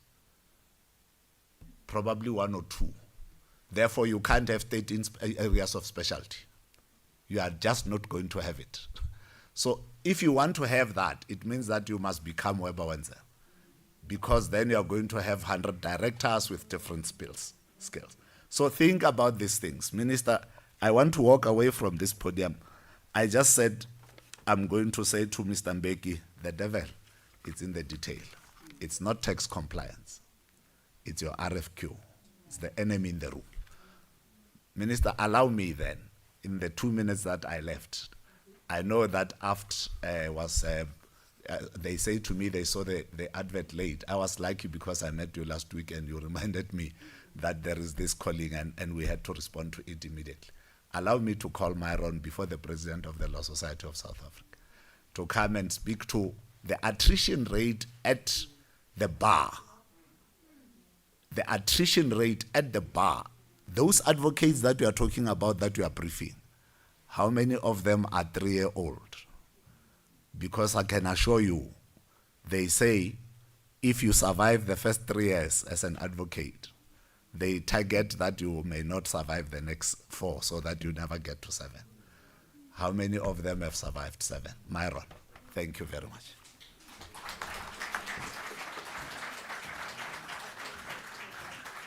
Thank you so much. Myron SC, those few questions. Thank you. Thank you. Good morning, DM. Good morning, Minister. Good morning, Acting SG, presidents of the organizations, the SG of Adele and Ms. Nlepo. Firstly, I heard you were formal just now, as if you're addressing court, but let me start off with applying for condonation. We received it late, this invitation very late, on social media, and I'm in the middle of preparing for a hearing this week, 2 hearings, and therefore I was not. It was not on my stop to Chambers, but I was summoned by the president of the BLA to attend, and therefore I apologize for the way I am dressed. I grew up in church, colleagues and comrades, so they always say, "Come as you are, not come as you please." So I came as I am. So I apply for condonation, Minister and Deputy Minister and colleagues, no intention to disrespect you. The President Mvundlela asked that I deal with this, share a few words just before he came up. And let me start off by saying this. We have to, the starting point of the debate today and the engagement today is the Constitution. Section 9 guarantees the right to equality. It does more than that. It expressly authorizes measures designed to advance those disadvantaged by unfair discrimination. Now let me just stop there, SG.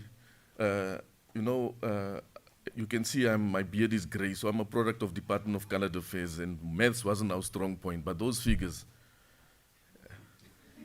Not even with even me with my colored affairs maths can see there's something wrong there with it. So therefore, transformation is not optional, SG. But the Constitution requires also disciplined transformation. It requires measures to be rational, properly structured, and capable of achieving their purpose. Equality is not achieved through intention. It's achieved through outcomes. And we dispute those figures, if that is, you say that is your outcomes. And the LSC, of which I'm a member, will definitely scrutinize it. So the question is not whether work is being allocated, SG and Minister. The question is the following: are practitioners, particularly black and black female practitioners, able to enter, participate in, and sustain themselves within the profession on an equal basis? Minister, if we are to take Section 9 seriously, we must start at the beginning. Equality in the profession does not begin at briefing. It begins at the entry into the profession. We have an LLB system, we've got vocational training, we've got pupillage and articles, and an assessment under the LPC. Those structures exist, but they are not aligned with the economic reality we face on the ground.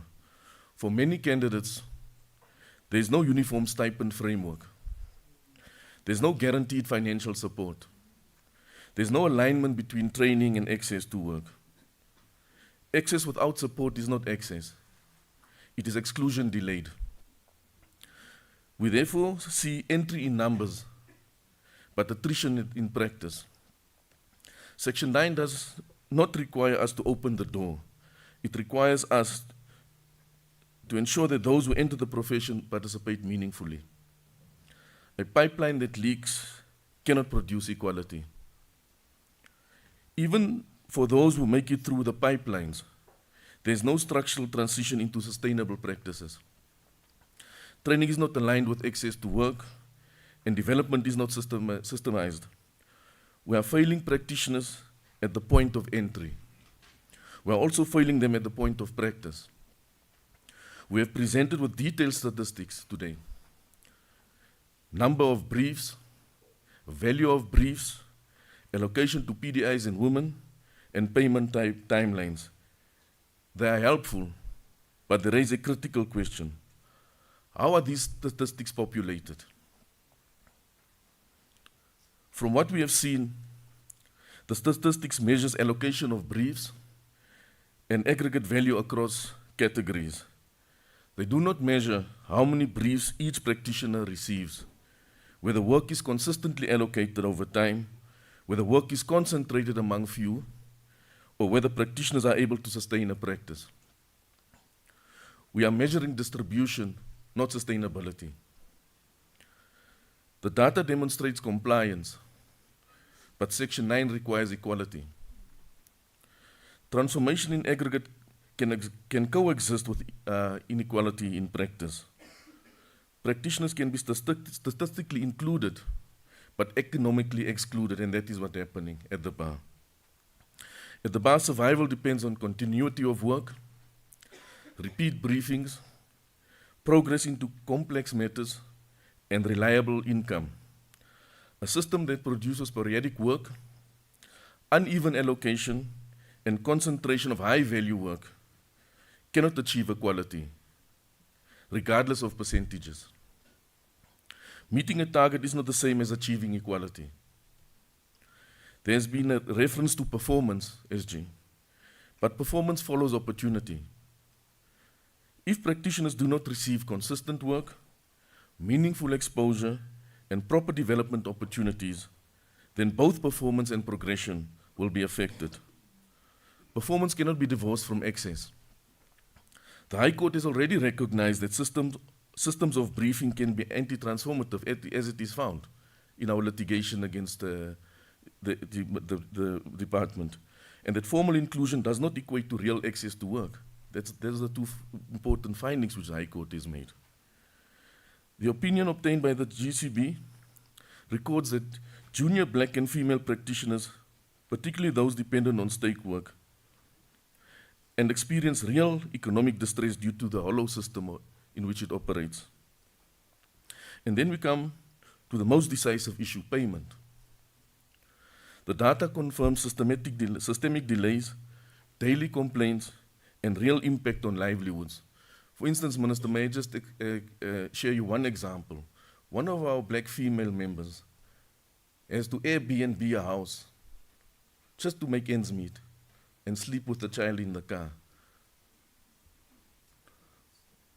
That is regrettable if one has regard to the fact that this is a developmental state. At the bar, survival is not only about getting work, it's about getting paid for work on time. Delayed payment is not an administrative issue, it's a constitutional issue of equality. Because delayed payment constrains participation, excludes those without capital, and undermines sustainability. The state is the regulator, the largest client, and the driver of transformation, yet it is also a source of delayed payment, a source of structural constraint. The state cannot advance equality while operating a system that undermines it. The deeper issue is systemic. The profession is governed by multiple institutions, overlapping mandates, and uncoordinated systems. We are not governed by design, we are governed by accumulation.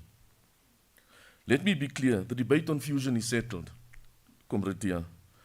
Advocates and attorneys are not in competition, as the president of BLA says. Attorneys shapes access to work. Advocate depends on that access. We do not compete, we sustain each other. Section 9 requires structured intervention, rational design, and measurable outcomes. That requires alignment between institutions, integration of systems, and accountability in design. Equality requires design, not assumption, which we are made to believe in terms of the data. Chairperson, Presidents, Minister and Deputy Minister, transformation is not a number. It is whether a practitioner can enter, can remain, and sustain a practice. If a system does not sustain practitioners, it does not achieve equality. Now, I've looked at your figures. The total spend is 1.3 billion rand, if I'm correct. But in our discussions with the large law firms, in Johannesburg IFT and in collaboration with the Joburg Bar is looking at redesigning the payment model, and therefore we've reduced it from 97 days to 30 days.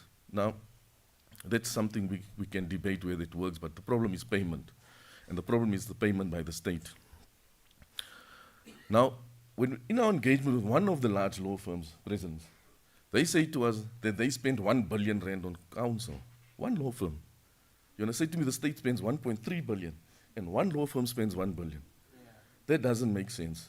And there's 5 or 10 of them. Let's talk about the top 5. The rest of the top 5 spend between 500 and 800 million. So the figures don't make sense. The additional problem which we see, and especially when it comes to the attorneys, SG, is the high value briefs do not go through the state attorneys. Private attorneys are briefed. I'm not sure if your figures shows them. And you'll find in most of these instances, it's white firms that gets appointed, not the black firms. And you'll find that the problem is perpetuated. In our engagement with some of the large industries in the private sector, they track their data and they show us that the work goes to a specific partner or partners in a firm and their preferred juniors as well as their preferred counsel. So they know that, and we know that exists. So your data doesn't show that. Also, your data doesn't show government departments that briefs outside your system, counsel. I can name examples. SARS. Is SARS included in your matters? Because that's where the high value work is and that's where the technical skills work. Deputy Minister, Reserve Bank. Do they use the state attorney? ESCOM, do they use the state attorney? So those are just a few examples. And without that intervention, we can't talk about equality. Ishmael Semenya, as he always says, a dream without money is a pipe dream. Please, SG, please, Minister and Deputy Minister, don't sell us a pipe dream. Thank you, President.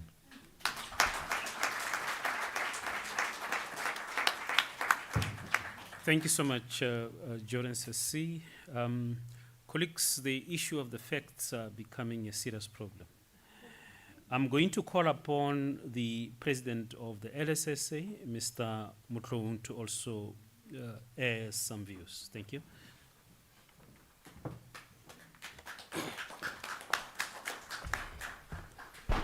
Thank you, Program Director, Honorable Minister, Honorable Deputy Minister SG, Acting DG, distinguished members of the profession, colleagues, and esteemed stakeholders.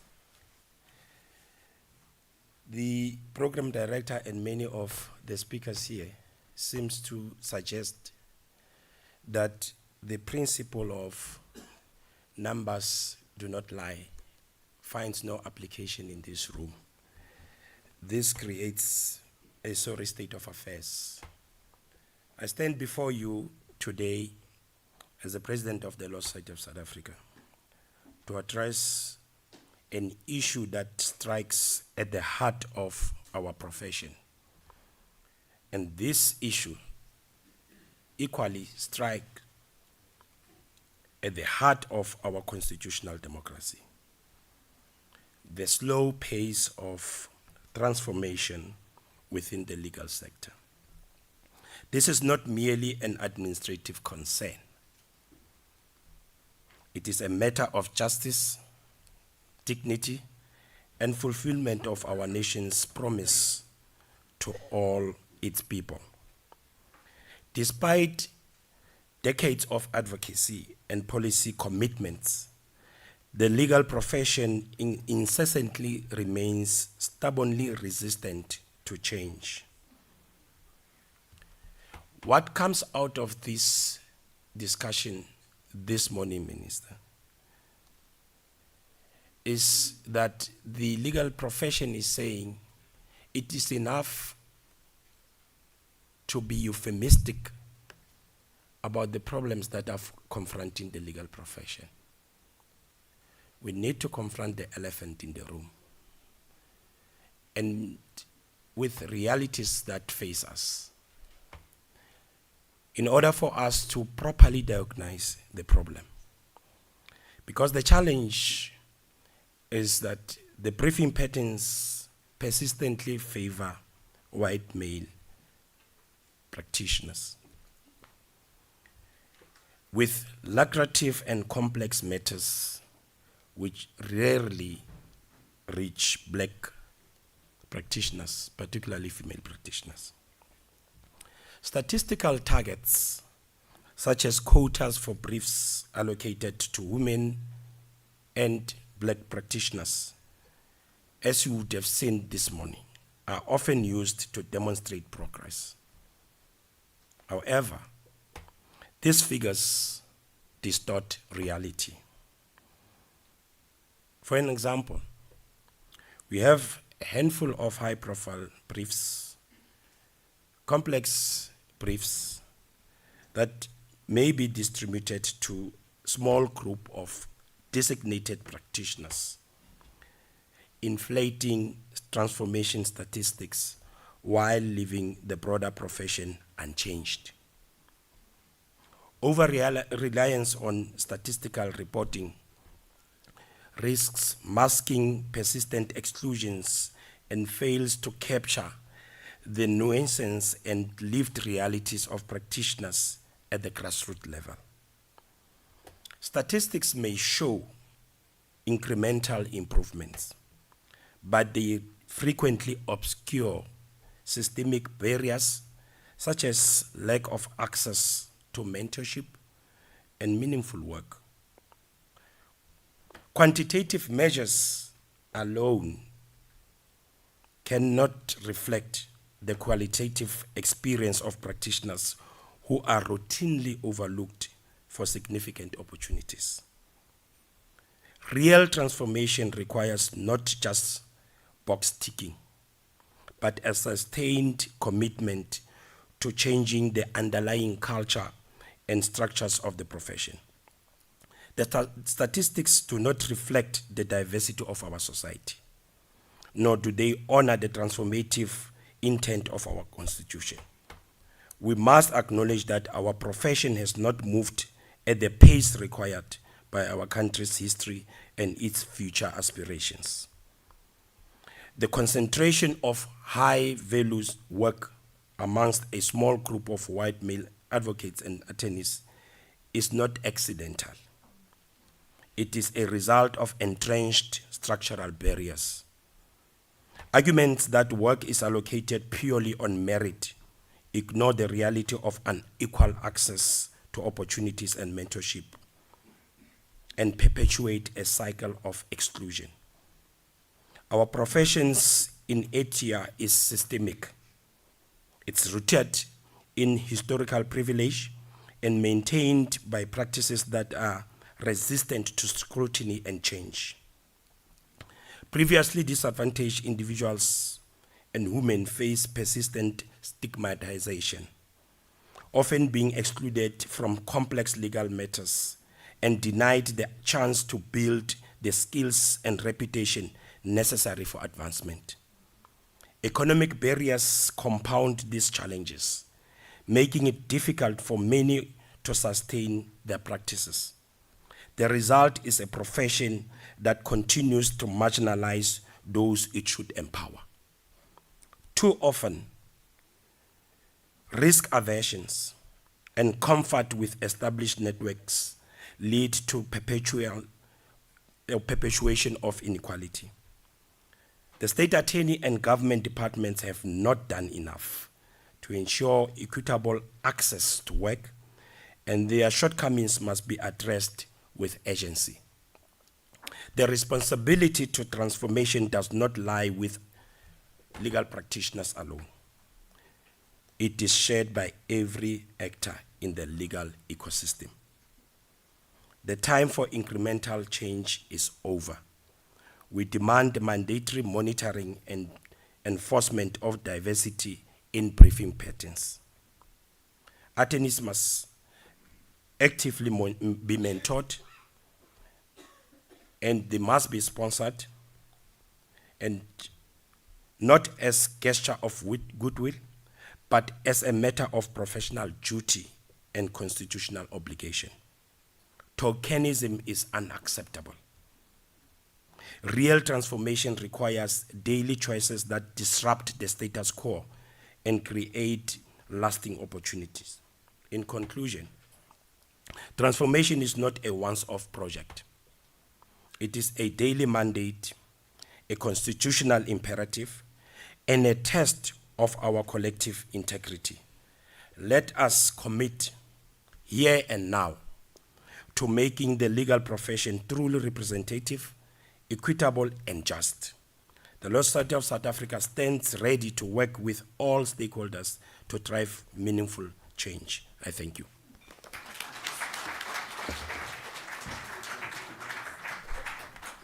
Minister, Deputy Ministers, colleagues who have just given their reviews on what the State Attorney and the government is doing, we really appreciate that. And we are going to request that maybe you go back to your respective seats. Then we will call the Deputy Minister, the Minister, Mr. Mbeki, and all who were here to come and face the public, so to say. Thank you so much.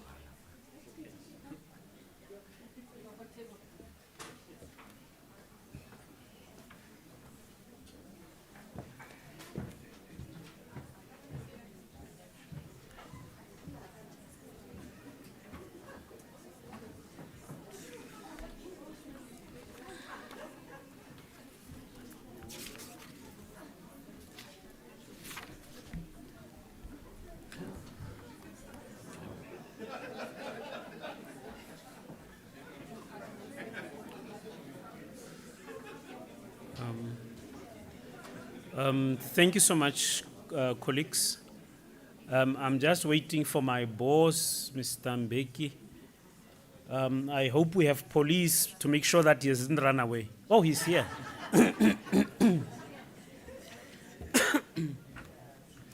Thank you so much, colleagues. We will be entering a session where we will now having some floor engagements for all colleagues who are here. We have all our principals here who we should be able to engage with. And you know, what I've realized with what is happening today is that in actual fact, the differences which exist among us is actually the binding force, especially for this profession. That if we don't listen to the dissenting words and those who are criticizing and peer reviewing us, we might get lost. Because let me tell you, as an acting state attorney in the State Attorney Pretoria, when I saw the report of the Solicitor General this morning, I was so happy. Now that I've heard colleagues peer reviewing it, I'm not sure whether I'm still happy. And as Ms. Lepu says, the figures are indeed encouraging. Maybe I must just end there and say it's encouraging. Any other comment, Ms. Lepu, can I please sort of take it out? Colleagues, Deputy Minister, Minister, and all colleagues here, we are going to wait for you now to engage from the floor. And we have colleagues here. And colleagues from offices of the State Attorney, I hope you are wearing a very, very bright clothing so that you shouldn't sort of hide behind the desk. We'll be able to see you. There are a few questions. I don't know whether there's a roving mic. The questions, maybe we will allow maybe 4 or so questions, and then we'll allow for the answer. Yeah.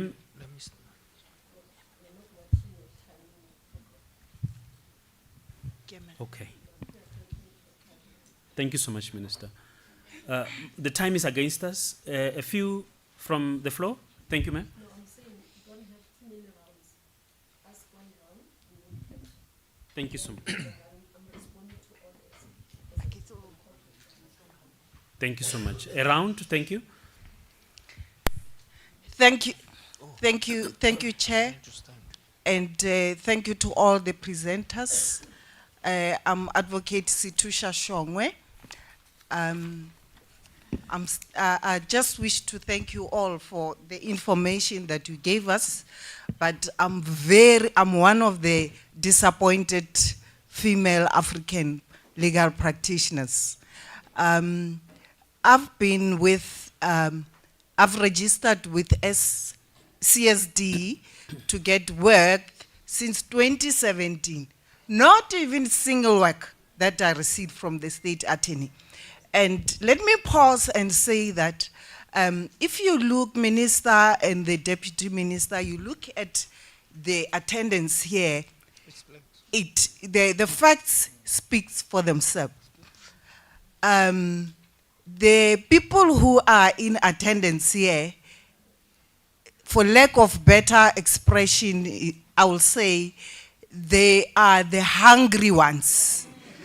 Those that their stomachs and pockets and bank accounts are big, they are not sitting here listening to fake figures, because the status quo is not what the figures presented before you. We are starving, we are frustrated, we are miserable, and we are legal citizens of this country. It goes back to the Constitution when you say the South Africa belongs to all who live in it. We are legal in the country, we are the citizens, we are practitioners, but we are being left behind. People from all over the sphere, because of their color scheme, they're getting better work and briefs. We are nothing here. And may I pause and just not be too much emotional because I'm very much emotional and frustrated. But let me just say, can we, or rather, let me thank the legal sector code because it's now going to be our watchdogs. Yeah. And I just hope and pray that next time when we sit in a podium like this, we'll have something better to explain the figures coming from the legal sector code. And thank you to Ms. Nzuza and Mama Ndlebu. You are our watchdogs, and we are looking upon you as mothers also to lift us up. Some of us were about to leave the profession because of frustration. But be what it may, let me just wrap it to give others opportunity also to speak. I'm saying, because it doesn't have to give problems without solutions. May I propose that we get a panel of those that will be sitting, if it's possible, I'm just posing it, a panel that will be sitting with the team that will be allocating work. I don't know how, but I'm just throwing it on the table. Have that panel, and secondly, have a rotational system. You know, if you look at legal aid, SA, the giving of work, it's rotational. My colleague, thank you so much for your remarks. We are having some constraints on time. Advocate Sitosha Shongwe, can we? Which chamber are you from, Advocate Sitosha Shongwe? National Bar Council of South Africa. I'm their provincial executive and national executive, National Bar Council of South Africa. Thank you so much, Advocate. Thank you. Next hand. Yeah. Oh, sorry. I wish to skip all the introduction and just get straight to the point. My name is Advocate Steve Dlwati. I'm going to start with the Deputy Minister. I don't know how long the Deputy Minister has been the Deputy Minister. I think he's been here forever, insofar as I'm concerned. And we're repeating this thing all the time. He's there, but there's no change. And that worries me because it's like we are repeating ourselves. Minister, if I may, and I'm not personal, what is your contribution when you see these black faces indicating the same thing over and over, and you're there, but you do nothing? What are you saying when you see these black faces that are here, not even in the Constitutional Court, dealing with matters, but you see white councils all the time? What are you doing? What do you say to yourself when you see white councils? They are in the Supreme Court of Appeal. But when you look at this forum here, you see black faces. What does that tell you? I do not want to regurgitate what we have been saying. You've been there for more than 20 years. But nothing is changing for black people. Okay, and I'm saying, maybe it is time we get a very hungry attorney or advocate and take your place, because he understands the hunger. Maybe you don't understand the hunger. Okay, colleagues, I think advocate. And I'm saying this thing not because you are white. I'm saying this thing because you were there forever. Advocate Lwati, my colleague, I think and we have... No, I'm not done. Not done. I'm raising this not because our minister is new. I mean, she's not been there. Our deputy minister has been a deputy minister under Minister Jeff Radebe. He was there as a deputy minister. I'm not attacking him, but I'm saying, what are you doing? You're doing absolutely nothing. You serve no purpose. We need now to stop masquerading. We need now to stop running away from the truth. And we need to tell the truth.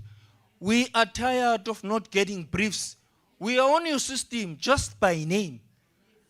I don't know whether you want results, you want to win at all cost, so that you brief these whites that you so admire.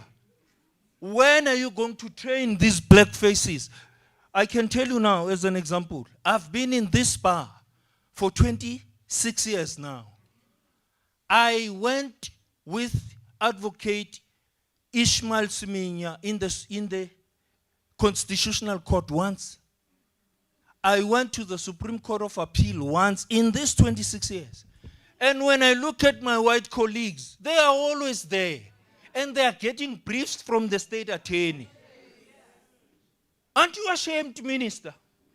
Don't you feel pity? And it is high time that things change. I'm becoming emotional because we spoke about attrition. Let's be honest. Let's talk about the demographics here. The attrition you're talking about, it is us.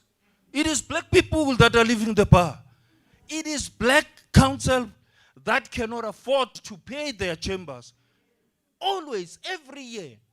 But we have a government that always campaign in our townships and they want our votes. Okay. Advocate, I really appreciate your I know. contribution and thank you so much. But you understand the pain. It's not emotions, it's the pain. And that pain must strike our leaders. They must make sure that they're not doing us a favor. We're doing them a favor. It is high time that things must change.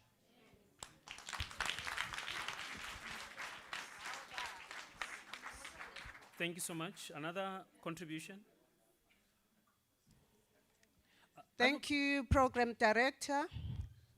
My name is Pumla Mngwango. I'm the president of the Black Conveyancers Association.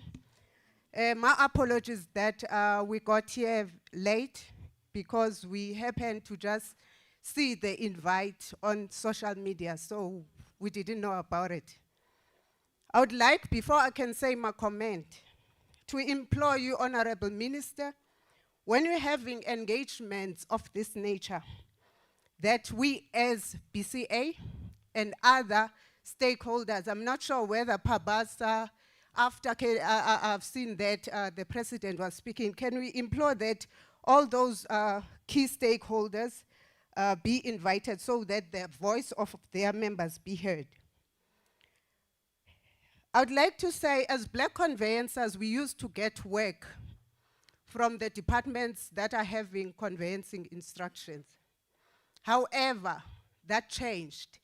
The day that work was transferred, that function was transferred to the Office of the State Attorney.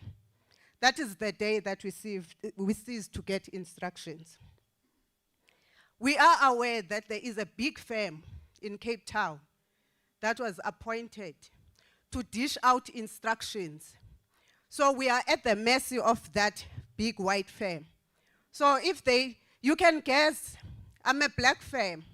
So what's the chances of me getting work from that white firm? We are at the hands of the oppressors. Honorable Minister, on behalf of the Black Conveyancers Association, I'd like to put this on record.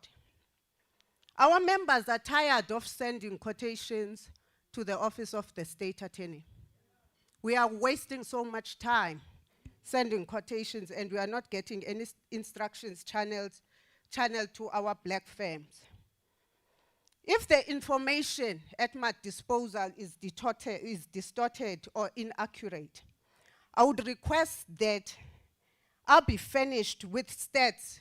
We'll be furnished with stats of instructions allocated to black conveyancers in the past financial year.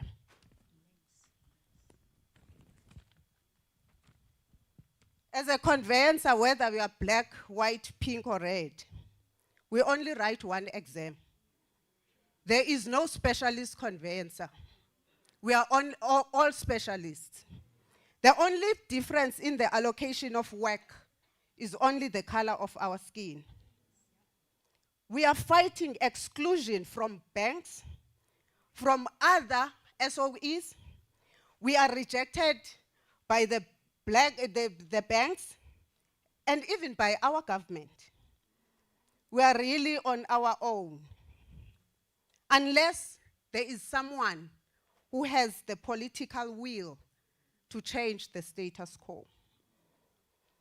Colleagues, before I can put this mic down, I'd like to encourage each and everyone around this room to comment on the public procurement regulations. Maybe it will open a door for the government to channel work through the set-aside rule. Thank you so much. Thank you.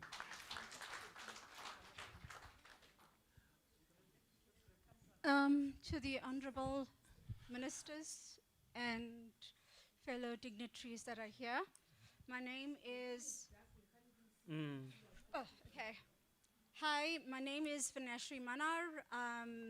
That was my president that just spoke. I'm from the Black Conveyancers Association. I'm a black female conveyancer that recently started own practice, and I was in one of those sentence skyscrapers. So this is my question to the ministers, and that is, some of your panels were constituted prior to the Legal Sector Code, and in terms of the genetic scorecard, right? When are these panels going to be reconstituted so that they can take into account the legal sector scorecard and not the genetic codes? Because that's one of the problems we have. We can't get onto panels because they are already closed. The second thing that I want to draw to everyone's attention is that the attrition rate. And while there's a high attrition rate amongst advocates, please check the attrition rates amongst attorneys. Everyone puts out, we are taking on 50 candidate attorneys every year. You know who I'm talking about.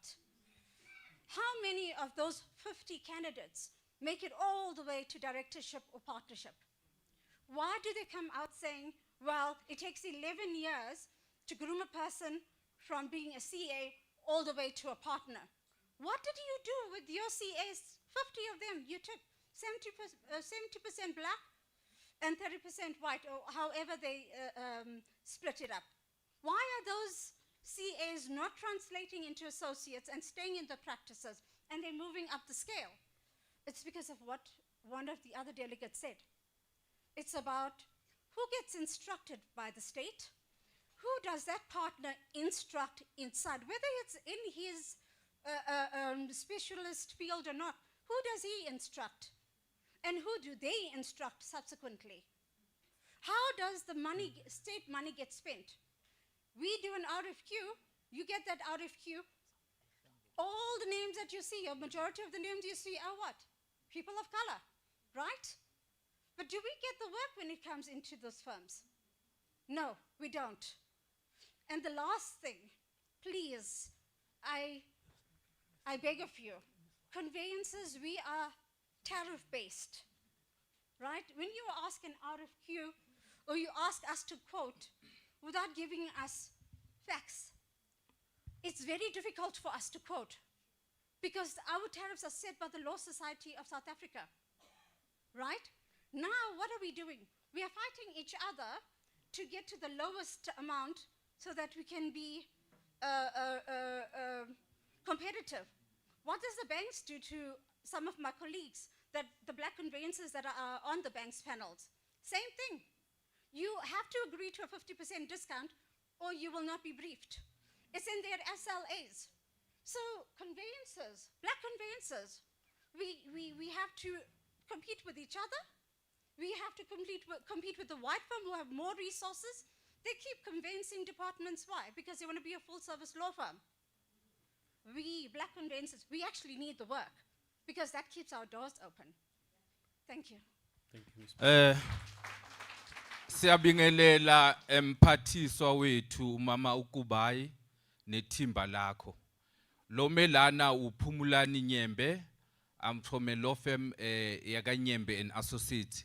Silapha eSoweto, Mmamoloko Kubayi. Mmamoloko Kubayi, what I'm going to talk about now, it's what will perish all of us here. The policy, draft policy on artificial intelligence is out there. And I stand firmly here to comment about it. Because in the past 20 years of my life, I've been in the IT space. I want to tell my colleagues that if your email is nyembe@gmail, it's nyembe@hotmail, it's nyembe@yahoo, forget getting any work, because artificial intelligence will vet you and say you are a non-existing law firm, you've never been existing, you don't even have a domain. Artificial intelligence will verify how your scorecard is, where have you appeared before and all that, and you'll give ratings. So, Minister, as we stand here, as attorneys, we're about to perish in the front of this world, because the new world order that is coming through artificial intelligence is going to extinguish us. So I want to know, as now already we're sitting with figures that we cannot even tell where you suck them and all that. So now, tell us, how are you going to assist us to access justice and our people to access justice with the new wave of artificial intelligence? And part in that document that I've read, they will create a system like a road accident fund, where if you feel you've been hard done, you can go and complain. When the world is moving on, we can't even afford to buy electricity, Minister. We don't even have laptops in our offices. So, Minister, it's very, very sad where we are going.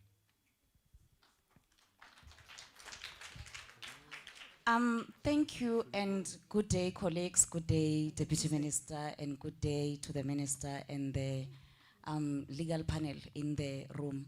My name is Connie Pagedi. I'm a former employee of the Department of Justice. Somebody said, what has the Deputy Minister done? But I believe that under his leadership with Minister Jeff Radebe, I'm one of the few employees that you contributed, Minister, to making sure that I'm where I am today. And for that, I thank you. My issue is to raise the fact that I served my articles with the Office of the State Attorneys. And it seems that over 12 years later, nothing has really been done.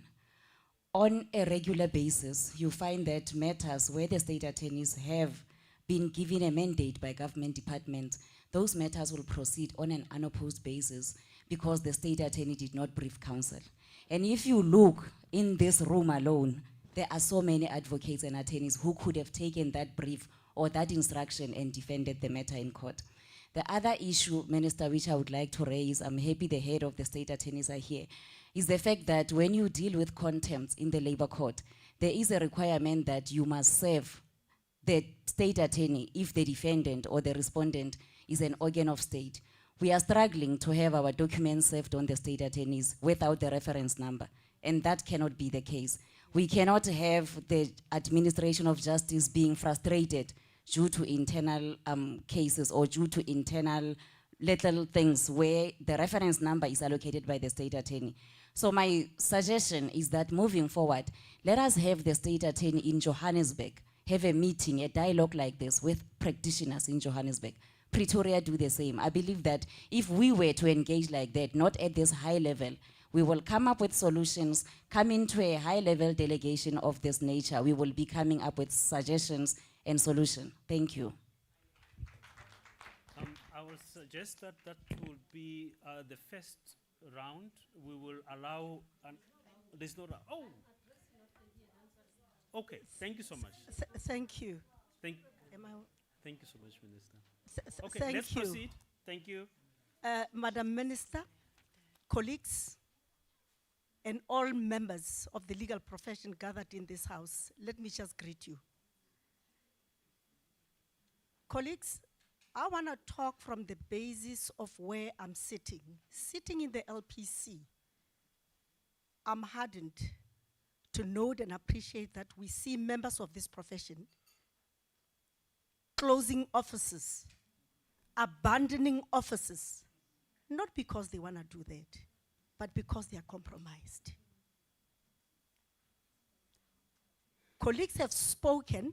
I don't want to repeat what people have said because we're going to waste a lot of time, but it is important to talk to these issues because they affect us as legal practitioners. I'm going to talk wearing a hat of the LP, not wearing the hat of the LPC. As a newly formed owner of a new law firm that started in 2024, I want to refer back to the issues that relate to effective communication. The first thing that I did when I opened up my law firm, I directed correspondence to the state attorney, directly to Mr. Chowe.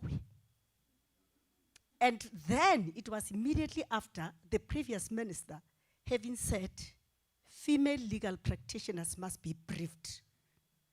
For some time, about 3 months, there was a memorandum that said, female legal practitioners must be briefed. And I exercised that. I did what was exactly expected. Send what you call expression of interest, looking for businesses and newly formed legal entity. And what happened? There was absolutely no response. The LPC doesn't necessarily have a difference between the advocates and attorneys. And what is happening here? Attorneys are not being given business. Why? Why? The Act literally says LPs. Why are we not being taken care of? What is the reason for us not to be given briefs? I don't want to overstay my welcome on the podium. The next important thing that I want to do is to talk about those state attorneys that are taking care of attorneys. You've given us your stats, which doesn't necessarily speak to the realities of what is happening in the legal profession, which literally kills the profession, if I were to put it correctly. And I found no reason why the state attorney can empower us. I found no reason why we should see firms closing, sitting at the LPC. I see no reason why LPs should take their lives because of lack of business. We are terribly stressed, yet we do have a source of income, which is the state attorney. Colleagues, allow me to applaud the state attorney KZN. The woman sitting in the state attorney KZN is empowering attorneys. And why? Why can't we get business in Pretoria? Why can't we get business in all the other state attorneys? Going back to the municipalities, Madam Minister, there's a gatekeeping mechanisms there. They would issue out what you call a tender. When you throw in your documents there, qualifying in all respects, then if your firm is less than 3 years in existence, irrespective of the number of years that you've spent in the legal profession, you will then get a regret letter that says it was a mandatory requirement that a firm has to be 3 years before it can be given business. This transformation elephant has been in this room for a while. We have dealt with transformation long before, and we are still talking about transformation. What are we doing about it? The next thing that we are going to do as LPs, we won't be attending this stakeholders engagement because we are not benefiting out of them. Right now, I've left my newly formed legal entity. I'm sitting here and I'm talking about transformation. Where do I get to be benefited? Madam Minister, we have engaged with the previous minister, Mas Melani, as women, my colleague, and to date, we have since not reaped the fruits of that specific engagement. Thank you.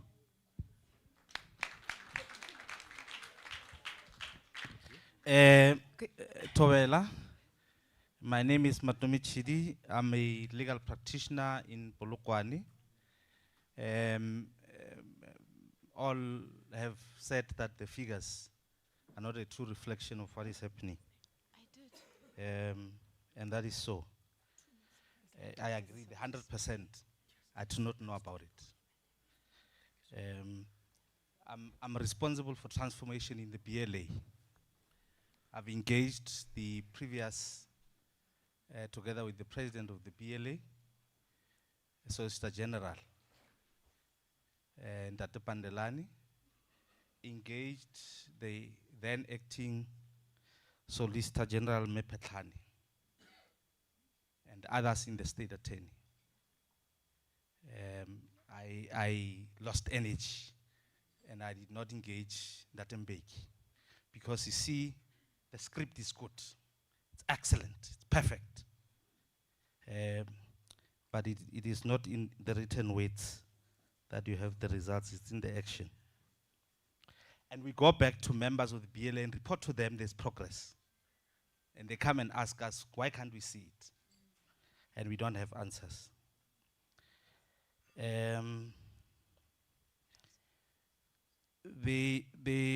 So I agree with all who spoke from the profession. There's just one point I think I should direct it to the member of the executive, Honorable Minister. The Legal Sector Code Council will do its work. I believe it will. It's still a child. But which powers does the minister have to enforce transformation? Direct powers, not through the council and others. Direct powers. They are there. It is the Promotion of Equality and Prevention of Unfair Discrimination Act. Section 24, I'm in court now. For a moment, I'll come back. Section 24, subsection 1, Minister, reads as follows. The state has a duty and responsibility to promote and achieve equality. Subsection 2 thereof reads as follows. All persons have a duty and responsibility to promote equality. Norton Rose has that obligation. It's an act of parliament. AfriForum has that obligation. The effect of it, AfriForum or any other person, not complying with this obligation, if we're applying the law, would be that the certificate to be existent can be revoked. But here is the challenge.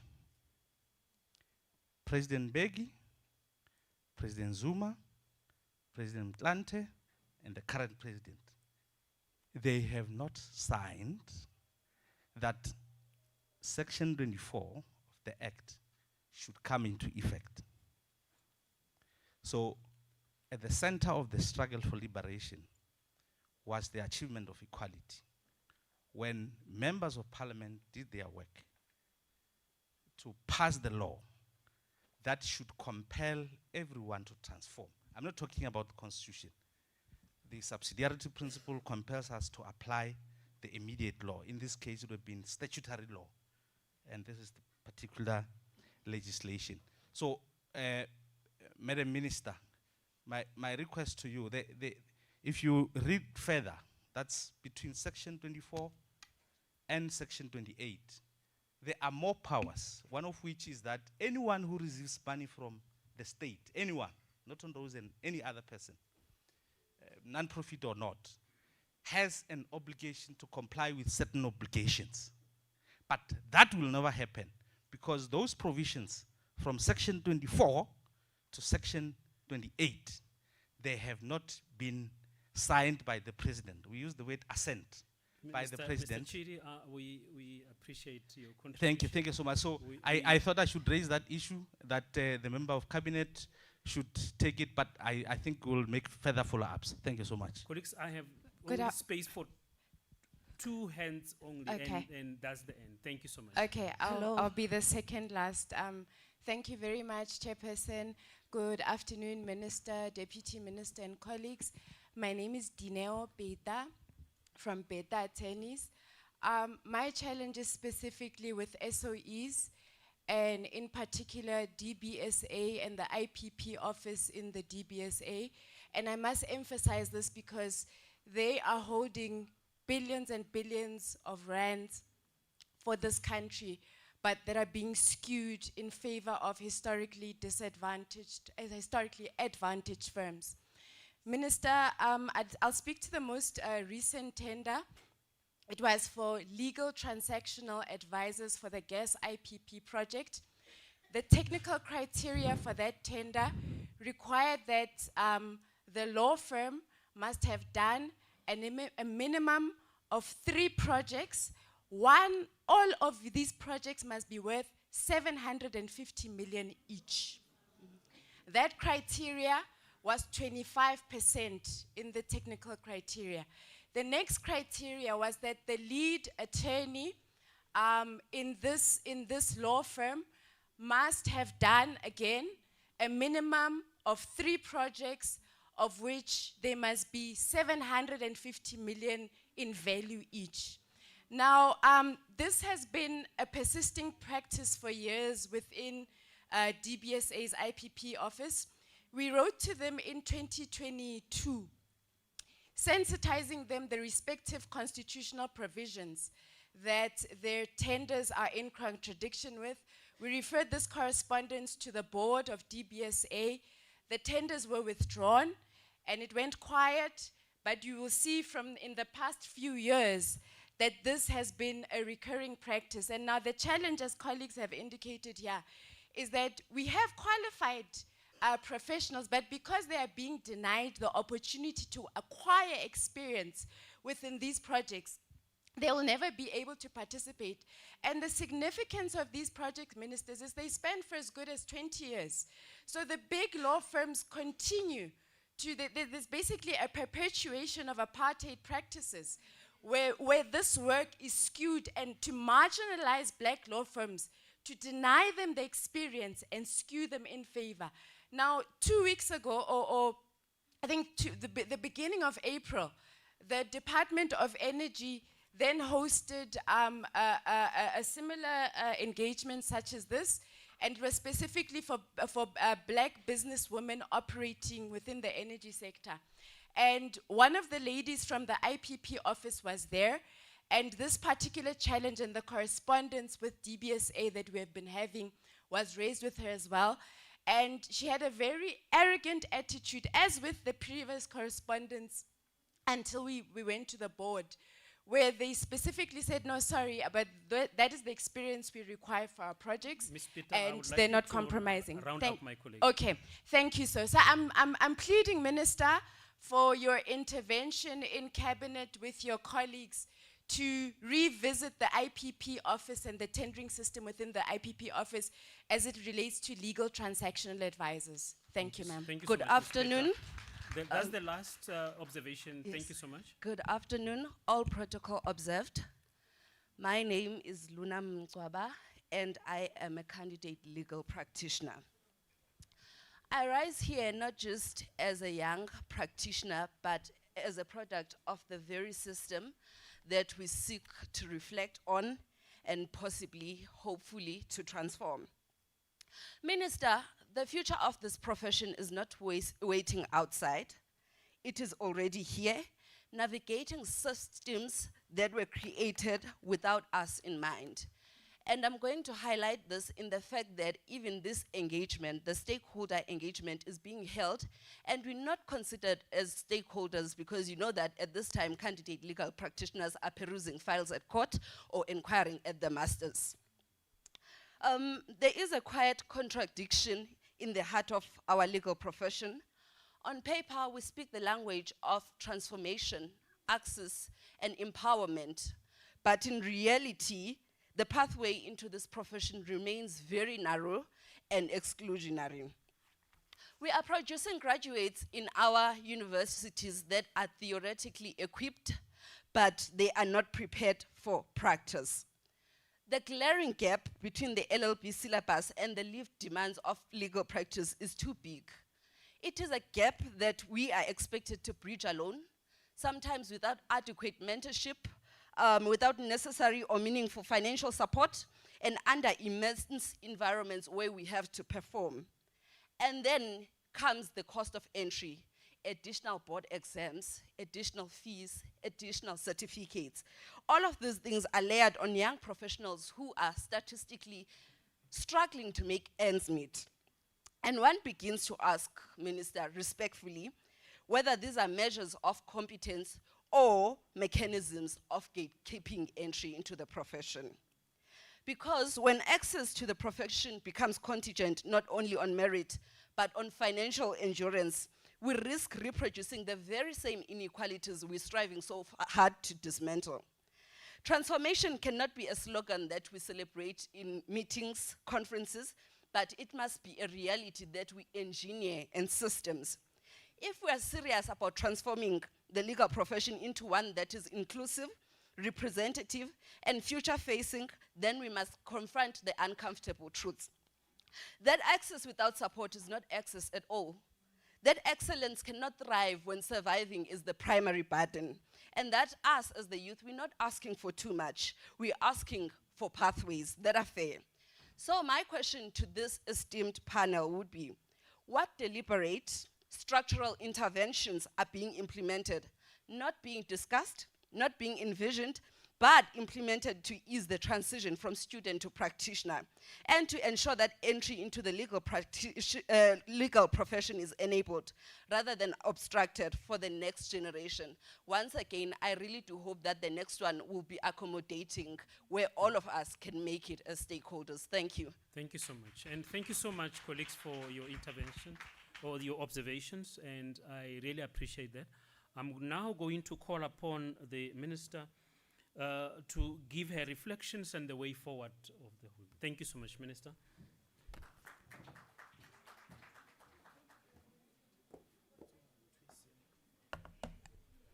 I took it up, no? That's fine.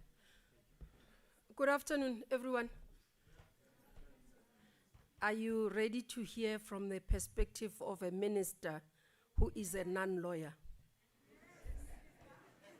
What has been my experience more than a year in the portfolio? Are you sure? You ready? Okay, I'm about to give you my feedback. Let me acknowledge the program director, Mr. Chowe, the Deputy Minister Nel, the acting DG, Ms. Pile, the acting Solicitor General. That's not a nice thing, as well as a minister to start with the acting. It's a reflection. I'll fix it, don't worry. Ms. Charity Nzuza, CEO of the Legal Charter Council, Mr. Motlou, President of LSSA, Mr. Mavundlela, President of BLA. Am I calling them correctly? I shouldn't mix people. Mr. Tia, Secretary General of NADEL, leadership of Saula. I was a bit not happy this morning. We'll talk aside. Leadership of AFTA, various organizations that are here. Let me first start. Can I ask if anyone has seen the figures that we publish every month of the, on our website on state attorneys and they've engaged? Just one. Raise your hand. No one. So these figures of state attorneys are published every month on the website of the department since I arrived here. Okay, we'll come back to it. Let me thank you, colleagues, for being here, making yourself available. I did get several feedback in terms of how we have coordinated this session. The invites, and also several organizations that had wanted to be here and are unable to make it. But also, it's during the day, there are court roles that are running. Many of the people would love to be here, but they're not here. And for me, it was mainly when we started thinking about this, we wanted to engage organizations directly. But we felt that it might be unfair. There might be individuals that are not within organizations that wants to come. And therefore, we opened it up. We started opening it up through open invite for anyone that wants to engage, non-discriminatory. And eventually, we also had to extend, because by Saturday, even though you are saying to me the notice was short notice, but by Friday evening, we were already oversubscribed in less than 24 hours. But what it says to me is that there is a need for us to engage more as the department. One session should not be, and I'll talk about my experience in various portfolios, how I've been able to structure engagements but as well, I'm that person that hates discussions for the sake of discussions. I will not come to your next meetings if I arrive and they feel like a waste of time. I would not come back. Not only you not coming, me as the minister, because engagements must have goals, must have clear targets of what we want to achieve that are measurable with a time frame. So my background as well, not only as public service person, a project manager as well. So we've got to have a system that works, that says, what is it that we want to achieve? So that we know that this journey we are traveling together towards a particular destination, and not in general terms. And we need to say, what is it that we are going to have to do, all of us, to get to that journey? And if we are going to travel and there are steps that we must all engage in, so that we can see whether we are making progress. And then we would know that we'll reach our destiny. And it can be long time lines, but it can be passive participation. It has to be active participation that we are meaningfully, all of us, contributing. Now, I've listened to the discussion today. Perhaps in this 30 years of celebrating our constitution, and you'd have seen it's highlighted all here, where we say one constitution, one nation. And it says to us, it is time for us to pause and reflect on the journey that we have traveled, renew ourselves in terms of the mandate, in terms of the values and principles of the Constitution. Many of you spoke to them here, but I want to emphasize, more importantly as well, transformation does not mean replacement of white faces with black faces. It's about building one nation, non-racial society. That's what the Constitution says. And then we must recommit. But again, the Constitution calls on us to address the injustices of the past. So in our vocab, in how we converse, it must not make a colleague who is a white female, who has been suppressed, not to feel accommodated in our discussions. That's the burden we have in building a non-racial society. Now, the session today again indicates as well that we do have some level of resistance in terms of seeing the transformation that we want to see. That can be ignored. It's a reality. And if there was no resistance, we wouldn't have a court challenge in court for the sector codes. We still have that legal challenge, litigation pending, with many enjoinders. But we've set our case strong. We've set our case, and if anyone has bothered to read my affidavit, the premise of my affidavit is to put the face of a black woman in a democratic South Africa. That prior to 1994, a black woman was the face of poverty. And post-1994, a black woman remains the face of poverty. And therefore, it cannot be that it is not acknowledged that transformation is necessary in the sector, because the worst off in the sector remains a black woman. Now that's what I'm saying. When we deal with these issues, we still have to make that cognizance. So when I raise my issues that I'm raising, it's not the fact that I don't acknowledge that there's a resistance, but we're going to have to work together. We're going to have to work in partnership to be able to fight that resistance and transform our sector. Because transformation, again, when I say it every time I speak, for us to have a country and its democracy being sustainable, everybody must feel part of this country including economically. So it shouldn't be economic exclusion and therefore political freedom. Without economic freedom, it's meaningless. So briefs, economic opportunities remain critical. Now,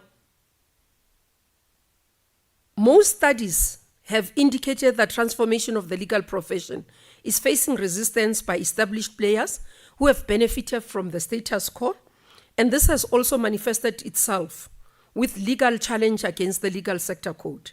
This study shows that race, gender, and class are factors that lead to discrimination in the profession.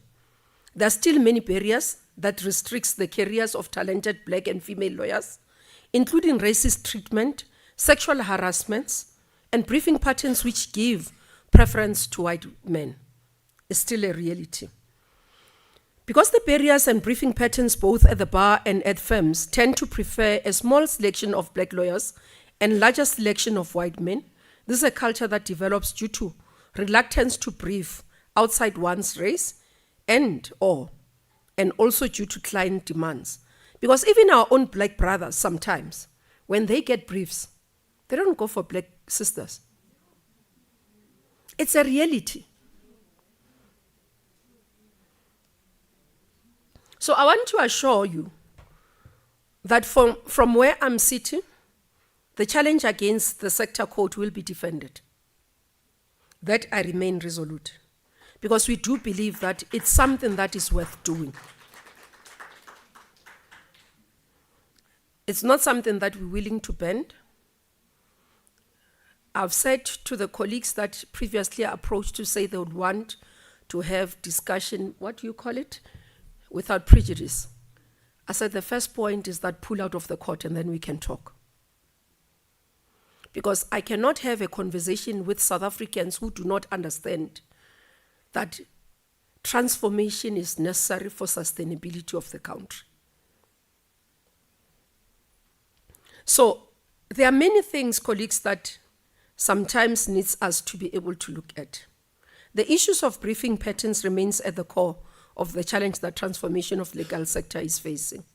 And that's why we must also find a way ourselves to deal with other areas that you have raised here, including private sector, including other spheres of government, and the other entities that you spoke about.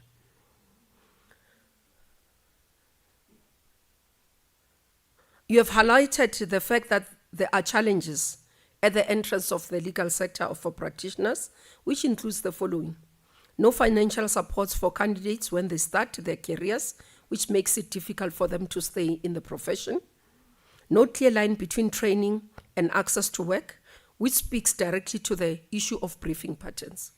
Here I want to emphasize, I was saying to some of the colleagues I was talking to, do we have training that we provide or that is available that we could do for drafting?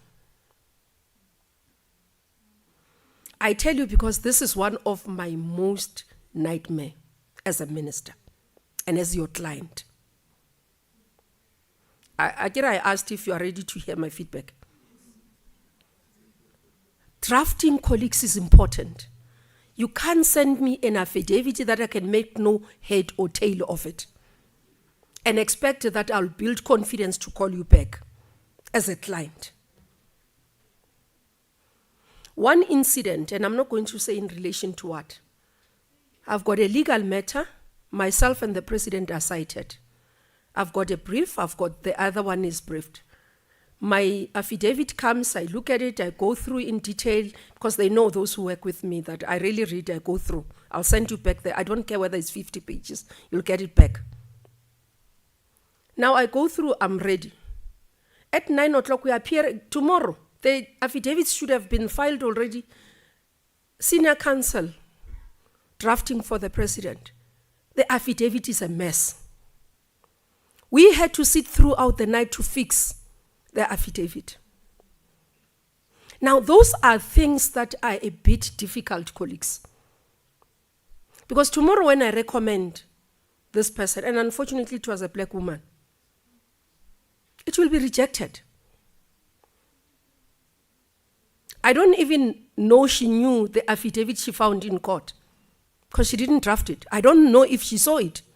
She would have seen it inside court because we worked with my senior counsel overnight to get that. It can't be, I'm a client. I'm a minister. I can't be sitting drafting an affidavit. Now, that's one of the areas that, as a way forward, I want us to focus on. I've got Justice Mabandla Bridget College that would want to open up. Susan here, as Ostler, runs training for drafting of legislation as well, for even government.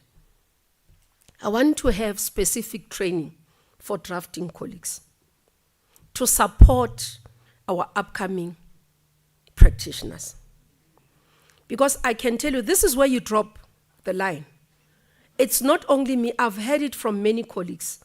You don't know how much I get bashed in cabinet for fighting, because I would be told that my senior counsel didn't have my affidavit on time or arrived in court unprepared.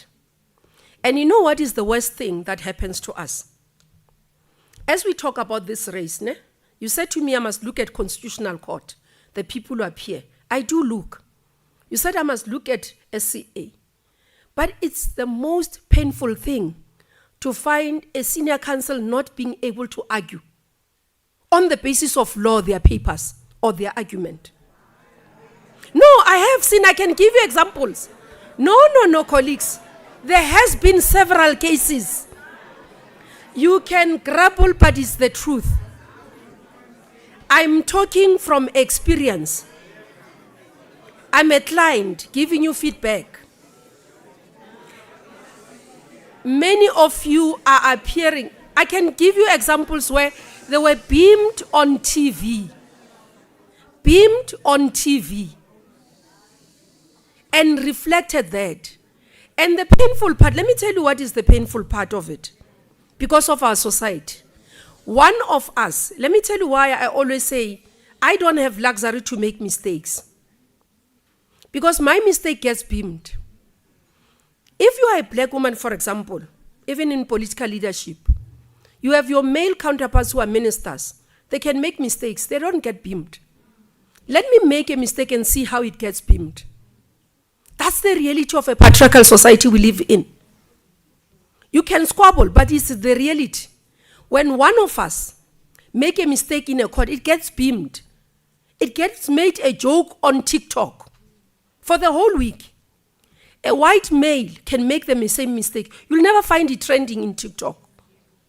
It's the truth. You can want to deny it. It's the truth. And you know what is the painful part? That's what gets used to block. Now, it's the reality that we must face and deal with. It's the reality that says we've got a responsibility of mentoring each other. And constructive feedback. You can't be perfect as a professional. You can't be able, there are days, even myself, when I take a podium, or when I go and debate in parliament, I come down and sit down and say, today I didn't do my best. That's life. But the issue is, colleagues, how do we support each other? How do we give that constructive criticism? How do we support each other and say, actually, you could have argued this point in this manner? Not squabble here, because it's not going to help us. It's not going to build a strong profession if we are not able to be each other's brother and sister's keeper. It won't happen. Do you know, I always say, again, being in a profession, I've worked in various sectors. Maybe many of you have looked at my profile. I've worked in NGOs. I've worked in the banking sector, private sector. I've worked in state-owned entities. I've worked as an administrator in government before I became a member of parliament. And now I count 17 years as a member of parliament and 3 years as a local government. So I have 20 years as a public rep in South Africa. Now, let me tell you what happens. Because we've got to be real about what we are facing. Otherwise, if we don't, colleagues, the other minister is going to arrive here. 2 years, 3, when is the election? 2009. I'm lucky if I arrive 29. We don't have security of tenure here. So if I'm lucky not reshuffle 2029, I'll be here until 2029. After that, another minister arrives. You're going to have this same complaints. And that's why I'm giving you, and hence I started saying, let me give you a reflection from a non-lawyer minister. But two, rest assured, a minister that has led various sectors. So I know what has worked. I know what has not worked. I know what meaningful stakeholder engagement that produces results is. And talk shops. I know the difference.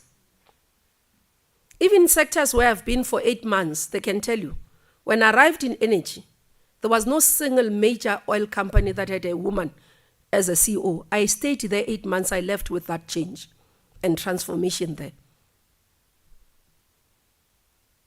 So many, I can talk about them. Set-asides in human settlements that we implemented. We set aside 40% of our budget for women, 30% to youth, 20%, we said 15% to people with disability across the country. And every single department of human settlements used to account quarterly on that performance. And by the time I left, we had met all those targets. Now, because the stakeholder engagements are not talk shops, target set, but all of us have to play a role. It's similarly, when you are given a job, do the job. Let's not be defensive, colleagues. We must do a reflect. Like you said, I must do a reflection. I am doing a reflection. But I'm saying help me as well. Because we've got to work together, me and you. Now, the issue here as well, that we've got to address with my team having listened to you, how do we have sustainable briefings that are able to sustain the businesses without breaching the SEM policy? Somebody proposed here that we must have a panel that oversees SEM. It's not allowed in law. Even myself, I don't sit and look at what SEM does, because it's a procurement process. So we've got to find a mechanism that can work. Because you can't say before they gave brief, they must tell you who they are going to procure from and who they are procuring. You can only come back as oversight to say, okay, you've given to who? And that's why I asked if you are paying attention to what gets published every month on the website. Because I should have received feedback to say the information is not sufficient. Open up the information, or this is what the gaps is, or Minister, what does this mean? We've not received that. Because my understanding is that transparency helps believe to build trust. And that's why we took the approach today, to say we're not going to talk you theory. I'm going to get them to show you the statistics that sits in front of me as a minister. Because I've set targets. I said, this is what I want to see. This is what we are seeing. Then they give me the figures. Minister, payment of invoices, we are paying. This is how we are paying. Minister, in terms of briefs, this is how we are briefing. And that's why I asked per office. Show it to everybody so that they can be able to give me that feedback. I'm not on the ground. I would not have that feedback. Show us in terms of value. You saw, even in terms of value. So we're not saying that, because the previous complaint I had was that, Minister, yes, they can give a lot of people. We get, maybe we might be 20, getting briefs of small value. And then you have this big firm that gets one that is big. And then it erodes everything that we do. That's why I said, okay, put it here in terms of value. Now, what we need to deal with is that, what is the basis of that statistics that we had? Because it's not our lived experience as practitioners. You are giving me feedback to say, Minister, it's your figures, but it's not our lived experience. But what we can say, you can't come to me as minister and say, Minister, when I say black professionals must be briefed, it's me who must be briefed. I hope we understand each other. So a profession that must be briefed, it must not be Mmamoloko. I don't want a name. I want classification. So the lived experience must be, for example, if I have BLA in Mthatha or Nadel in Mthatha, Nadel must say to me, yes, we do know our practitioners are being briefed. If it's in Limpopo, yes, we know our practitioners are being briefed. Because the question I'm sitting here is that these organizations here don't know these people. Again, we don't know them. Who are these people that are briefed? Now, it means I need to go and draw down. Are there really black professionals that are being briefed? To check them. That's what I'm going to have to do. And I'm not looking for Mmamoloko Incorporate. I'm looking for a black professional incorporate. I hope we understand each other, colleagues. Because that's what our intentions are. To ensure that we are able to do the briefing. Another issue that I'm listening to, we seem to be having each office operating differently. When you listen to somebody who's in KZN has a good feedback, which I appreciate. You have somebody from Mthatha who has a terrible feedback. You have somebody in Johannesburg. Johannesburg, we had to intervene. I'll come back to it. And then Pretoria and others. So you can see that there's, Acting Solicitor General, there's inconsistency, and this is what I've been trying to address, that we can't have departments within a department. The policy and the principles must be the same. The person who experiences here must experience. I remember I had to have an engagement with the colleagues when we established the commissions. And the major gripe was that it means because the commissions are consistently going to be in Gauteng, it means those professions who are outside Gauteng are going to be left out. And I still remember that conversation, so I've not forgotten, colleagues, because we said one of the things that we must look at going forward, how do we ensure inclusivity? I've not forgotten about it.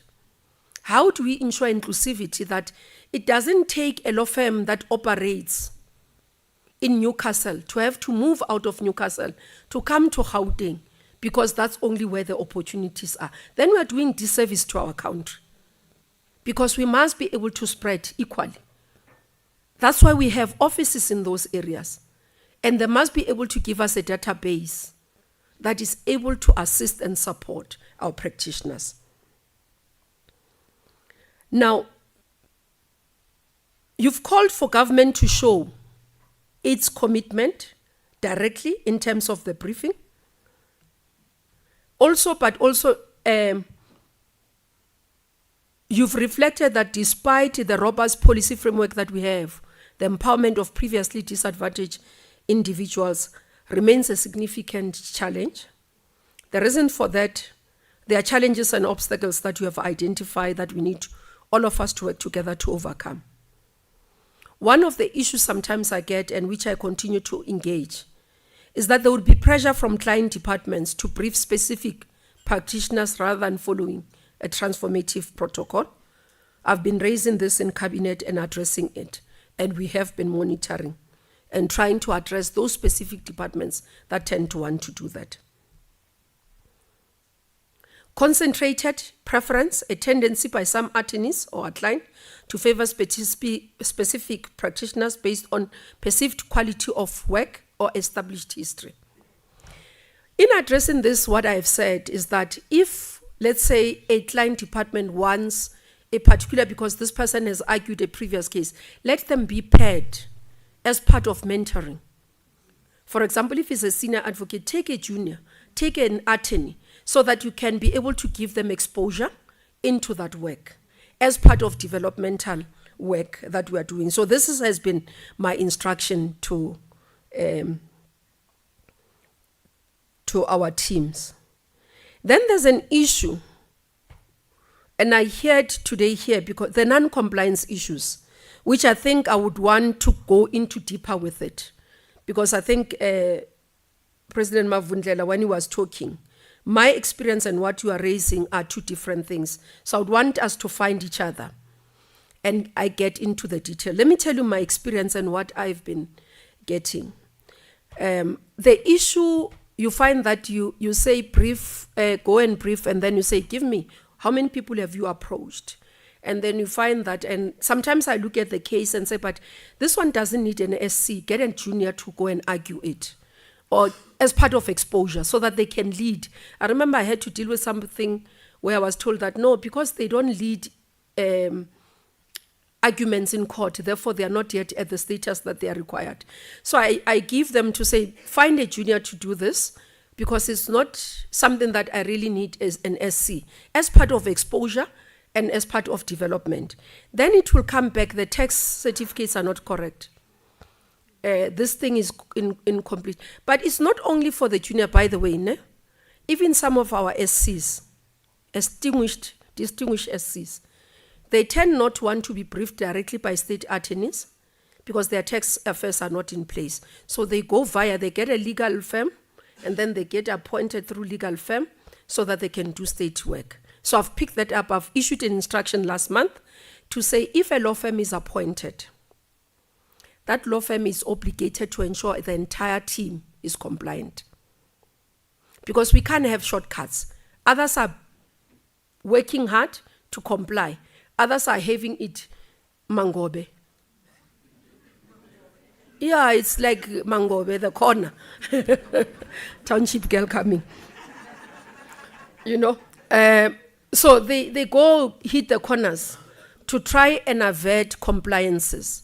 But I heard what you raised, and I would want to go into detail in terms of our requirements, because if our requirements are prohibiting, we need to look at them and review them. Because they shouldn't be against our own intentions. That's not should be. We are able to comply with procurement, but it's not meant to be a prohibitor for access to economic opportunities. So I want to go into that as first thing that I would want, if possible, President Mavundlela, if you can detail it for me so that when I engage with the team, I know exactly from one point I can deal with that properly. We'll be able to find a solution for that. And I'm saying this, I'm not defending the team. I've had strong meetings with them, I can tell you. Because many practitioners reach out. Somebody had told me the other time, no, you know what they do, Minister, your people? They say they've sent us RFQs. Then if the name is Mmamoloko, they remove the M. And then it's M-A fella, a shorter M, the email will not arrive. And therefore I don't have, no, I've had those things. They will call, drop once, I've received. So I am in touch on the ground. I talk to practitioners everywhere I go. And then they tell me, no, Minister, they will say they didn't get me on the call. They do a drop call, or they call you on a landline. Then you miss the call. You have no way even to calling them back. Because you've got a cell phone. I'm a practitioner. I've got a phone. If they call me with a phone on my cell phone, I would have seen that the state attorney office was looking for me. Therefore, I'm able to call back. So the lack understanding of, because in big corporates, when you call, there's a reception. If I'm running a small firm, I don't have money to pay for a reception. I'm everything in my firm. And those feedback I've received, and I've been addressing them. You can hear, ne? I've been addressing them with the team to say we can't do this. And incidences, for example, when we had a challenge of Gauteng, of Johannesburg, sorry. I know the incident that was talked about here. Myself and TM, constantly we went to events. And I think this was like baptism of fire. I had just arrived. First event I go, they greet me, sorry, Minister, as I'm introducing, but hey, your team has been owing me. So it's first engagement. Almost everybody that I was engaging with, that's how they greeted. Sorry to pardon you, we know you are new, but hey, we are owed. First event, I send a message, colleagues, can you sort out this thing? I'm getting people saying they are owed, they are not paid in Johannesburg office. I go to second event, same happened. I asked for feedback. Colleagues, I've asked you to deal with this matter. What is happening? I think it took one day we were at the office of the Chief Justice. I can't remember what message came. I think it's the distress of the woman who was sleeping in a car with her child and state attorney owing her more than 200,000, and she was about to lose her car and a house. And some of the senior advocates were trying to collect money to help her. We left that office, I think it was around 4 p.m., where I asked everybody in that office to stay put, from cleaner to receptionist. We went there, we asked them, what is the problem? We engaged with them, but eventually I sent a message to sectors to say, give me 2 weeks, your monies will be paid, and that was done. We cleared the backlog. We had huge files sitting in the office. But part of the problem was that even the issue of a non-policy intervention was done without authorization, where somebody will go, everybody, including myself, I was accused of corruption. I had not even known anyone, but we arrived there. I understand sometime somebody was going to report to Madlanga Commission that I intervened in that office. I said, I'll go and explain. But the issue here, colleagues, is that you had somebody who subjected black professionals' invoices to consultants without subjecting that to white professionals. That was the reality I had to deal with. And I can't hide it. That feedback was true.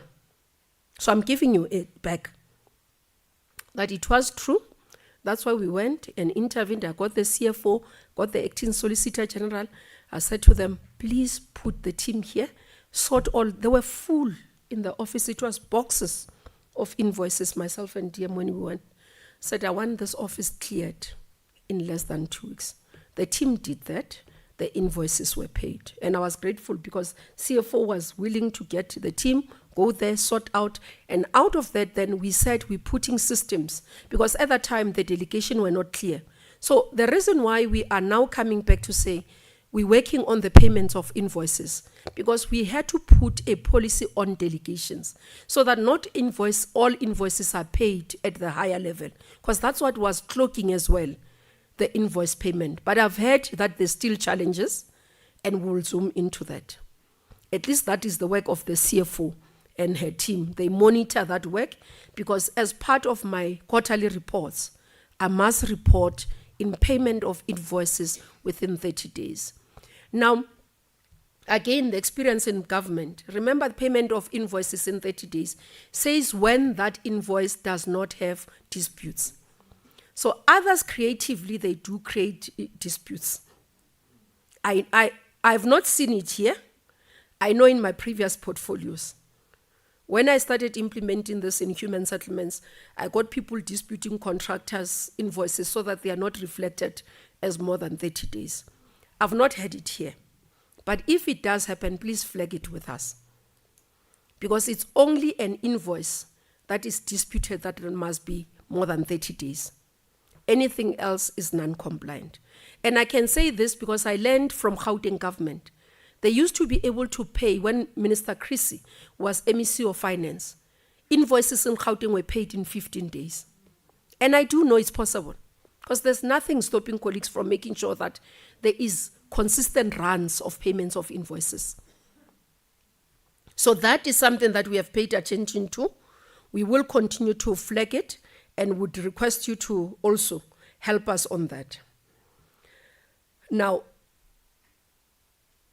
the Acting Solicitor General in his presentation emphasized the issue of compliance, procurement within government compliance processes, especially governed by Section 217 of the Constitution and 214 of transparency in how we do, and that remains important. But what we have done as well, we've put standard operating procedures since 2021, but we've emphasized them now.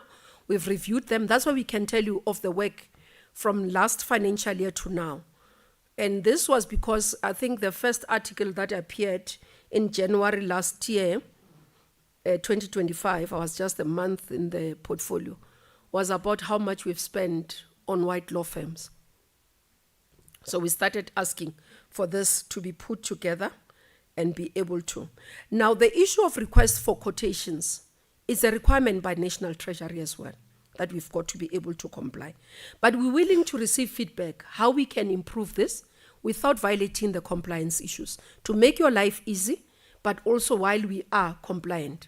And I'll go into how I envisage going forward in terms of our engagements, but also meaningfully so that we can track what we are doing and the areas that we have dealt with.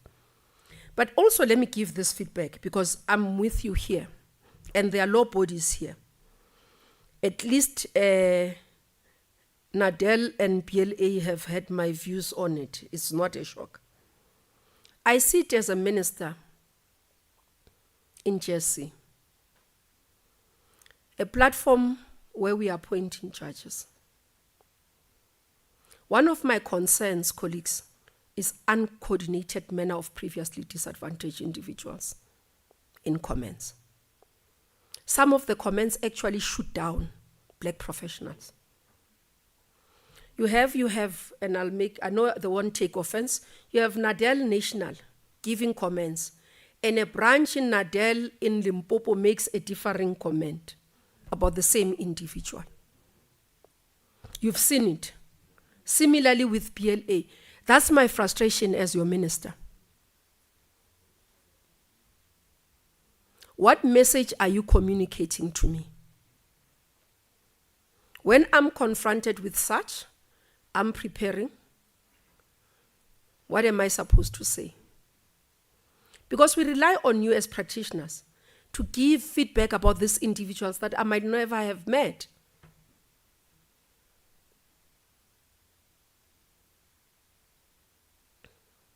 But more so, even our own efforts, Saula, of nominating credible women to the bench, we need to.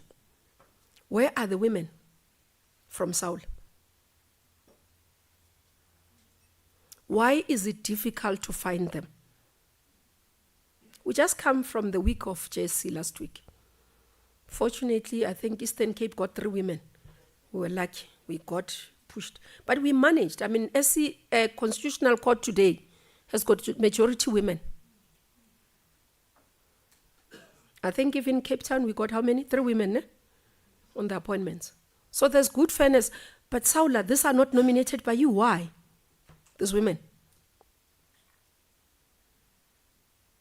Why can we find as JSC women who are credible across, but you can't find them to nominate them?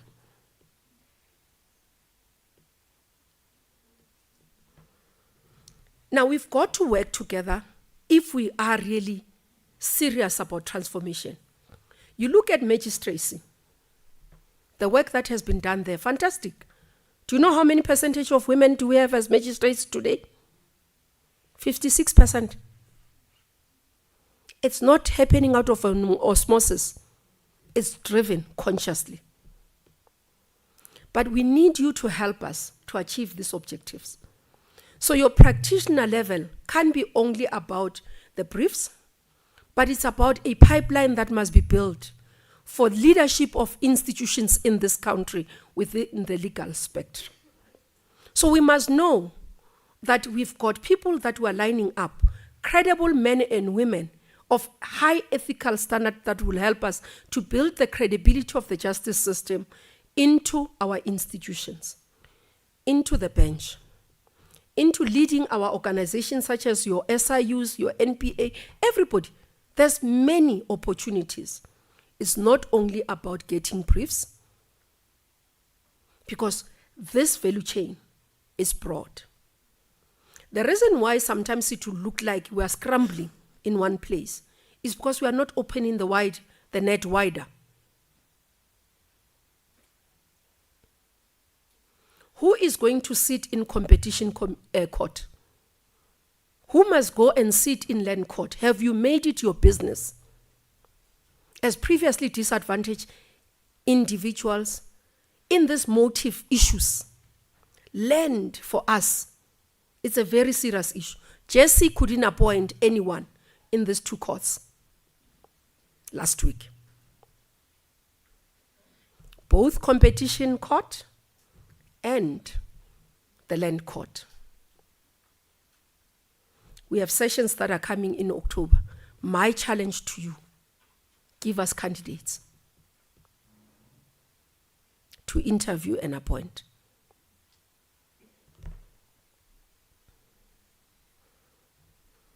I have now recently gone to the heads of courts with a draft policy on appointments of acting judges, which I intend to start implementing.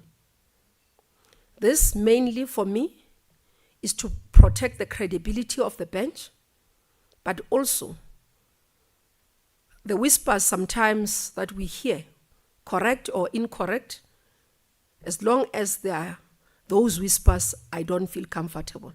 That some women have to bow down so that they can get an opportunity to act. I don't want that under my leadership. So the criteria have to be clear, and it must be equal opportunities. So we have given the heads of court, in my last meeting with them in April, the draft, which was initiated by Judge Zondo and Minister Lamula, but I intend to bring it into implementation. I know some of you spoke about the issue of access to justice. Minister Lamula, during his tenure, he had the rationalization of the courts, work that has been done. That work was concluded. It was led by Deputy Chief Justice Dikgang Moseneke. The report, I've met with them. I've gone to the judiciary, and I intend to take that into Cabinet in May so that we can publish and start implementing the transformation of our courts from the apartheid era structures to a democratic state. I know there's a huge fight in Eastern Cape. We will engage. We don't want to divide a community, but access to justice is critical. So we'll have to, I think sometimes if you can help us, those who are practitioners in Eastern Cape, because the misunderstanding, it's as if they are saying that we want to close the court in Grahamstown, Makanda, and we want to open another one. And that's why the fights. We're not closing it completely, but we're moving the city as well to Bisho. Maybe I will have to get into the detail and understand. But the only thing can't be about economic opportunities, is about access to justice as well for the ordinary people. So we are dealing with that. Before I go into the way forward, we have previously engaged, because this is the first engagement after that, we have engaged with the judiciary, and President and myself, or led by the President, committed to the process of realizing the principles of the Constitution in terms of the independence of the judiciary. We have started that. We have it in phases. The first phase was from the 1st of April 2026, that shared services that were in the DOJ for superior courts will be transferred to the OCJ. Though I still remain the executive authority, but the oversight of the judiciary involvement as well there is higher. So they are able to determine major part of their work, but also supported by us. We have engaged the magistracy in terms of the process, because the the Ngwepe report, we're basing the work on the basis of the Ngwepe report of the independence of the judiciary, which is the report that was commissioned previously and concluded. The Ngwepe report didn't consult the magistracy as another level of our judiciary. And therefore, the current proposals are affecting only the superior courts. We have engaged them in terms of the proposals that exist in the Ngwepe report that we intended to implement that. And out of that work, we agreed to have what we call, it's ten-aside DM, from the regional courts president. DM is leading that work, and also the RCPs and RCs. So in that regard, we've now agreed that the CJ, together with the magistracy, or the heads of courts, led by the CJ and the other side, will have, following our meeting in April, they will have a meeting, and then they will give us, because what we want now, we are at the agreement of policy perspectives. One, about accountability, for especially, because in terms of judicial decisions, they account on their own in terms of their annual reports, but for administrative and financial services, they've got to account. And that's where the nature of accountability, and the Constitution prescribes that those should be accounted in Parliament. Currently, as the minister, I'm the one who accounts there. And if I pull out in terms of the law, somebody has to do that. And we're looking at various models like Parliament. Parliament, the Speaker is the executive authority, and the Secretary to Parliament is the accounting authority. So we're looking at that, but there are caveats and discussions that are still happening. So we will engage in this as well going forward.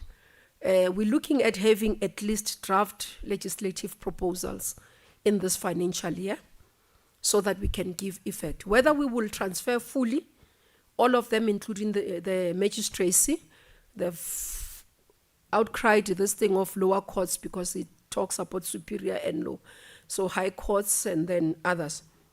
So we'll look into that and then we'll engage publicly on that. So that's the work that we are doing. We'll have to engage formally as well with our employees because those that are affected will have to be out of public service and the implication thereof. I'm just flagging that. Now, areas for improvements and way forward that we need to work on. The challenges that have been outlined, colleagues, include those that for us as government, that we can resolve and change in the way we implement our policies, such it creates more opportunities for Black and women practitioners. The second category is the transformation of the sector as a whole, which requires both public and private sector to work closely in the implementation of the legal sector code after the legal challenge, or even as we go as well. As a way, we want to make proposals to address some of the challenges, and these proposals and the interventions are as follows. The Office of the Solicitor General will strengthen the mechanisms for the profiling of practitioners to ensure better allocation for work while legal challenges to the framework contract are resolved. I hope they are listening. It's a firm commitment. This means that the state attorney will have to develop a transparent framework for procurement. We'll ensure that this is done urgently. While I've requested President Mavundlela to give me the areas of concerns in the RFQ so that this can be incorporated so they do not become a barrier. So with this task, I give the teams 1 month for it.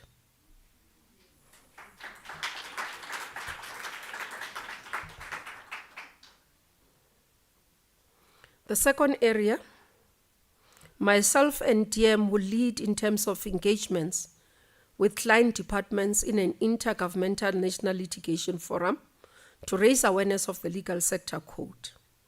There was a litigation forum that the 18 DG, together with DG Balini, have been working on. We'll continue to improve that. We allowed them to do this at technical level. I've addressed SALGA legal practitioners last month and raised my concerns. And therefore, we will have to do a submission to Cabinet to raise concerns, and this must be done by June. In this submission to Cabinet, we must flag proposals in terms of expanding the work of the Office of the State Attorneys to state-owned entities, because currently it doesn't, and to local government. State-owned entities are not sourcing their legal work through state-owned entities, through state attorneys. Similarly with local government. So the first step is for us to go through Cabinet systems and raise this so that we can deal with the legal framework. But I must say it's going to be a long haul. The first step is to start engaging so that we can put mechanisms in place and we will report back. But the first step will start in June so that we are able to get the legal framework that governs the legal procurements of local government and state-owned entities, and how do we make sure that they are also incorporated in this. Following this discussion, it is very clear, having listened when the figures were raised and the presentations, even myself when I spoke, there was a bit of grumbling around issues in terms of the data that we have. So what I'm going to give as an instruction to all offices of state attorneys across the country, within a month, they must establish a stakeholder engagement forum, which they will meet quarterly in the provinces to engage on the work, because the issues are not the same. What you have in challenges in Northern Cape are not the same in Bloemfontein. State attorneys, heads in those provinces are required going forward. So within a month, they must give me that these our stakeholders in detail in that province, and a meeting within the next 3 months should have been held with the stakeholders in that province. And quarterly they will report on the engagements, the feedback, and the improvements. This includes scrutinizing of previous, not before procurement. Don't interfere, because we'll all be arrested and we'll be clients of Madlanga Commission. We don't want to be clients of Madlanga Commission. So we must make sure that whatever we do, we are circumvent, we don't cross the line in terms of the law. But they must take you through in terms of database. And I would need that report quarterly. So this is part of us relooking at the data, because I want to have a comfort that when I say we have been able to meet 90% or 30% of procurement, I must have the room agreeing with me.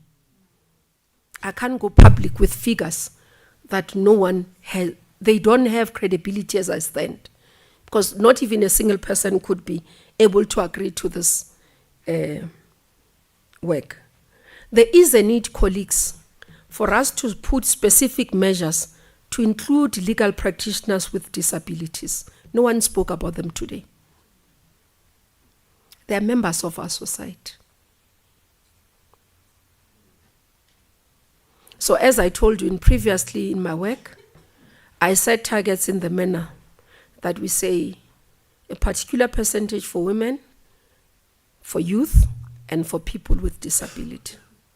In that way, you are able to ensure that there's active transformation.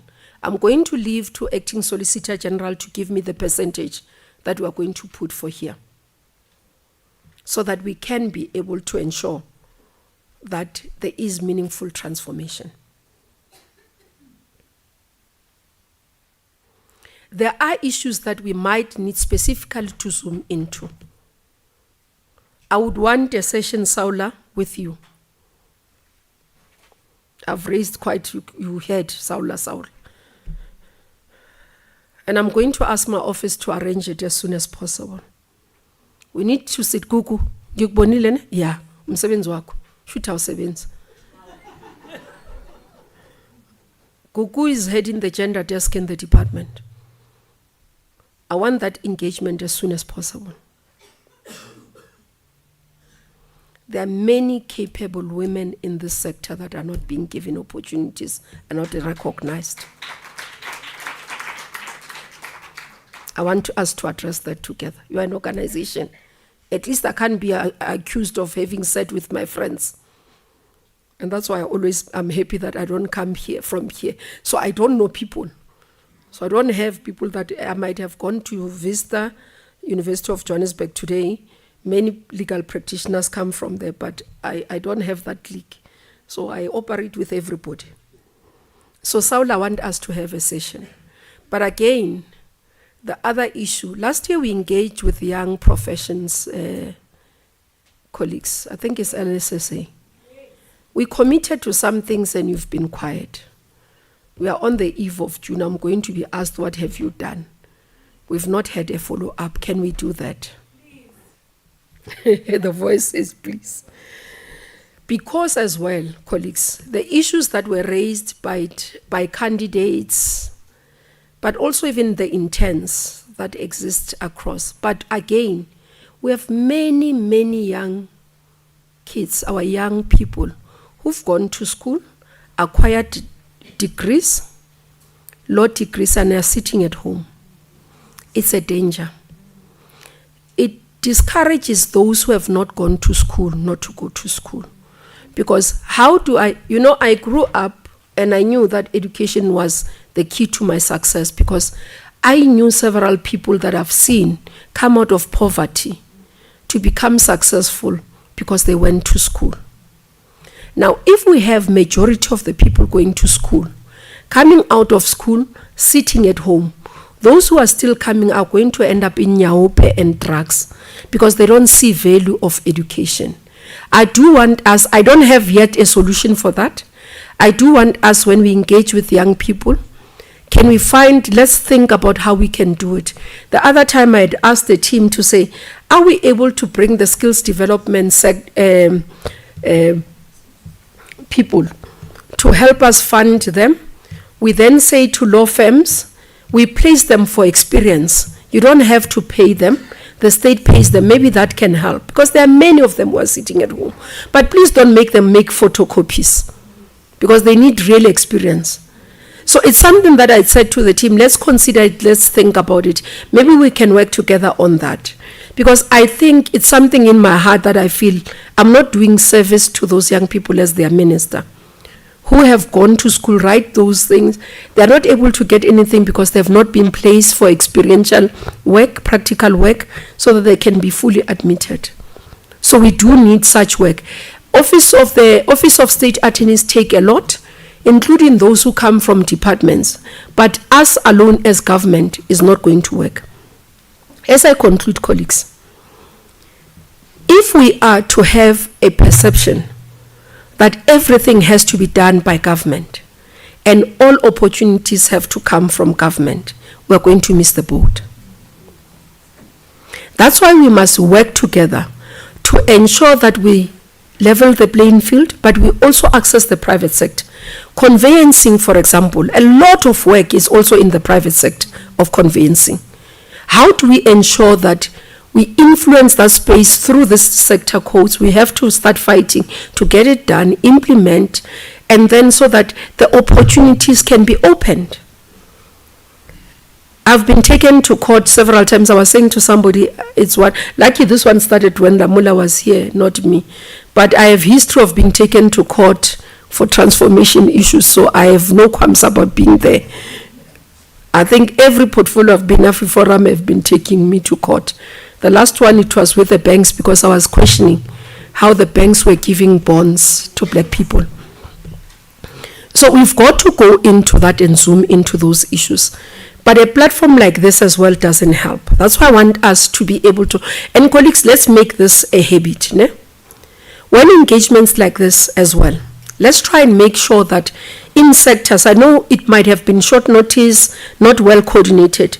I want us to start having something like a presentation type that says, this is where we were when last we met, this is what we have agreed, this is what we need to do. These are still things that are going to.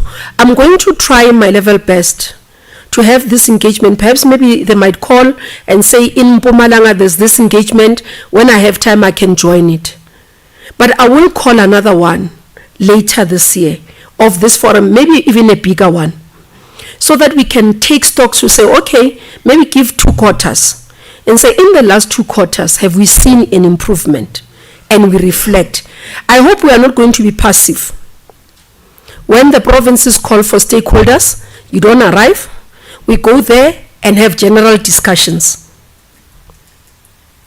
We can't go to meetings and have general discussions anymore. We must be specific. You are unhappy, we've been in government for 30 years. Minister, what have you done? Those we are done.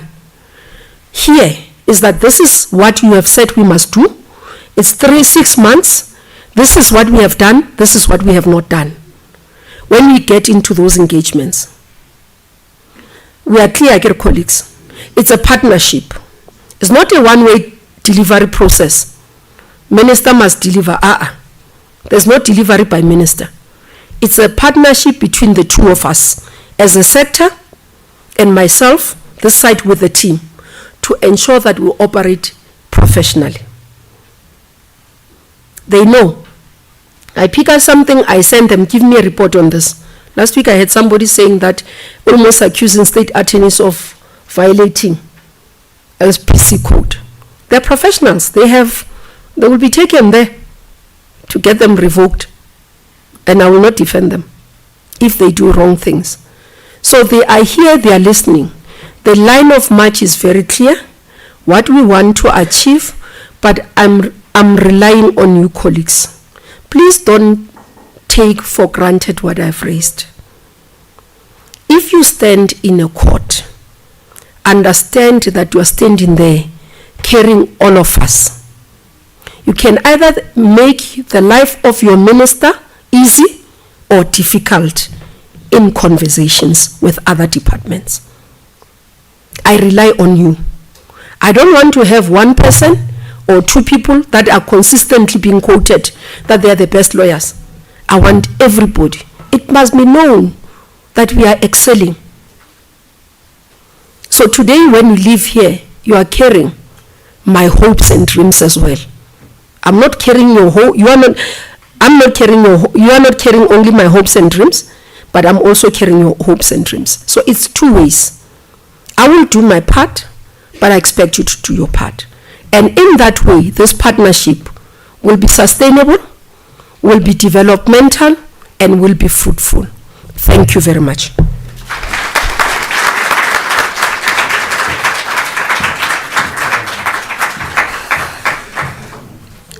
Thank you, Minister, for those reflections and the way forward. And we really hope that that will really come to fruition. Thank you so much, Minister. I'm going to call upon the Acting Director General, Ms.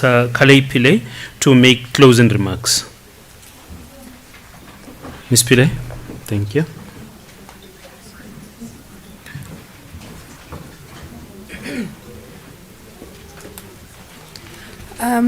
Thank you, Program Director, and thank you, Minister, Deputy Minister. I think a lot has been said, and the Minister has very comprehensively concluded on, has very comprehensively spoken to all the issues that were raised today. And we have a long list of resolutions from this meeting. So I want to thank the Minister and the Deputy Minister, our Acting Solicitor General, the leadership of the legal profession, all the representative bodies that are here today, together with the legal practitioners from candidate attorneys to senior counsel. And I want to thank our state attorneys who are all here today as well, and my colleagues from the department. I think it was a very fruitful engagement, and we look forward to those provincial engagements between the state attorneys and the legal profession, and until we see each other again. Thank you very much.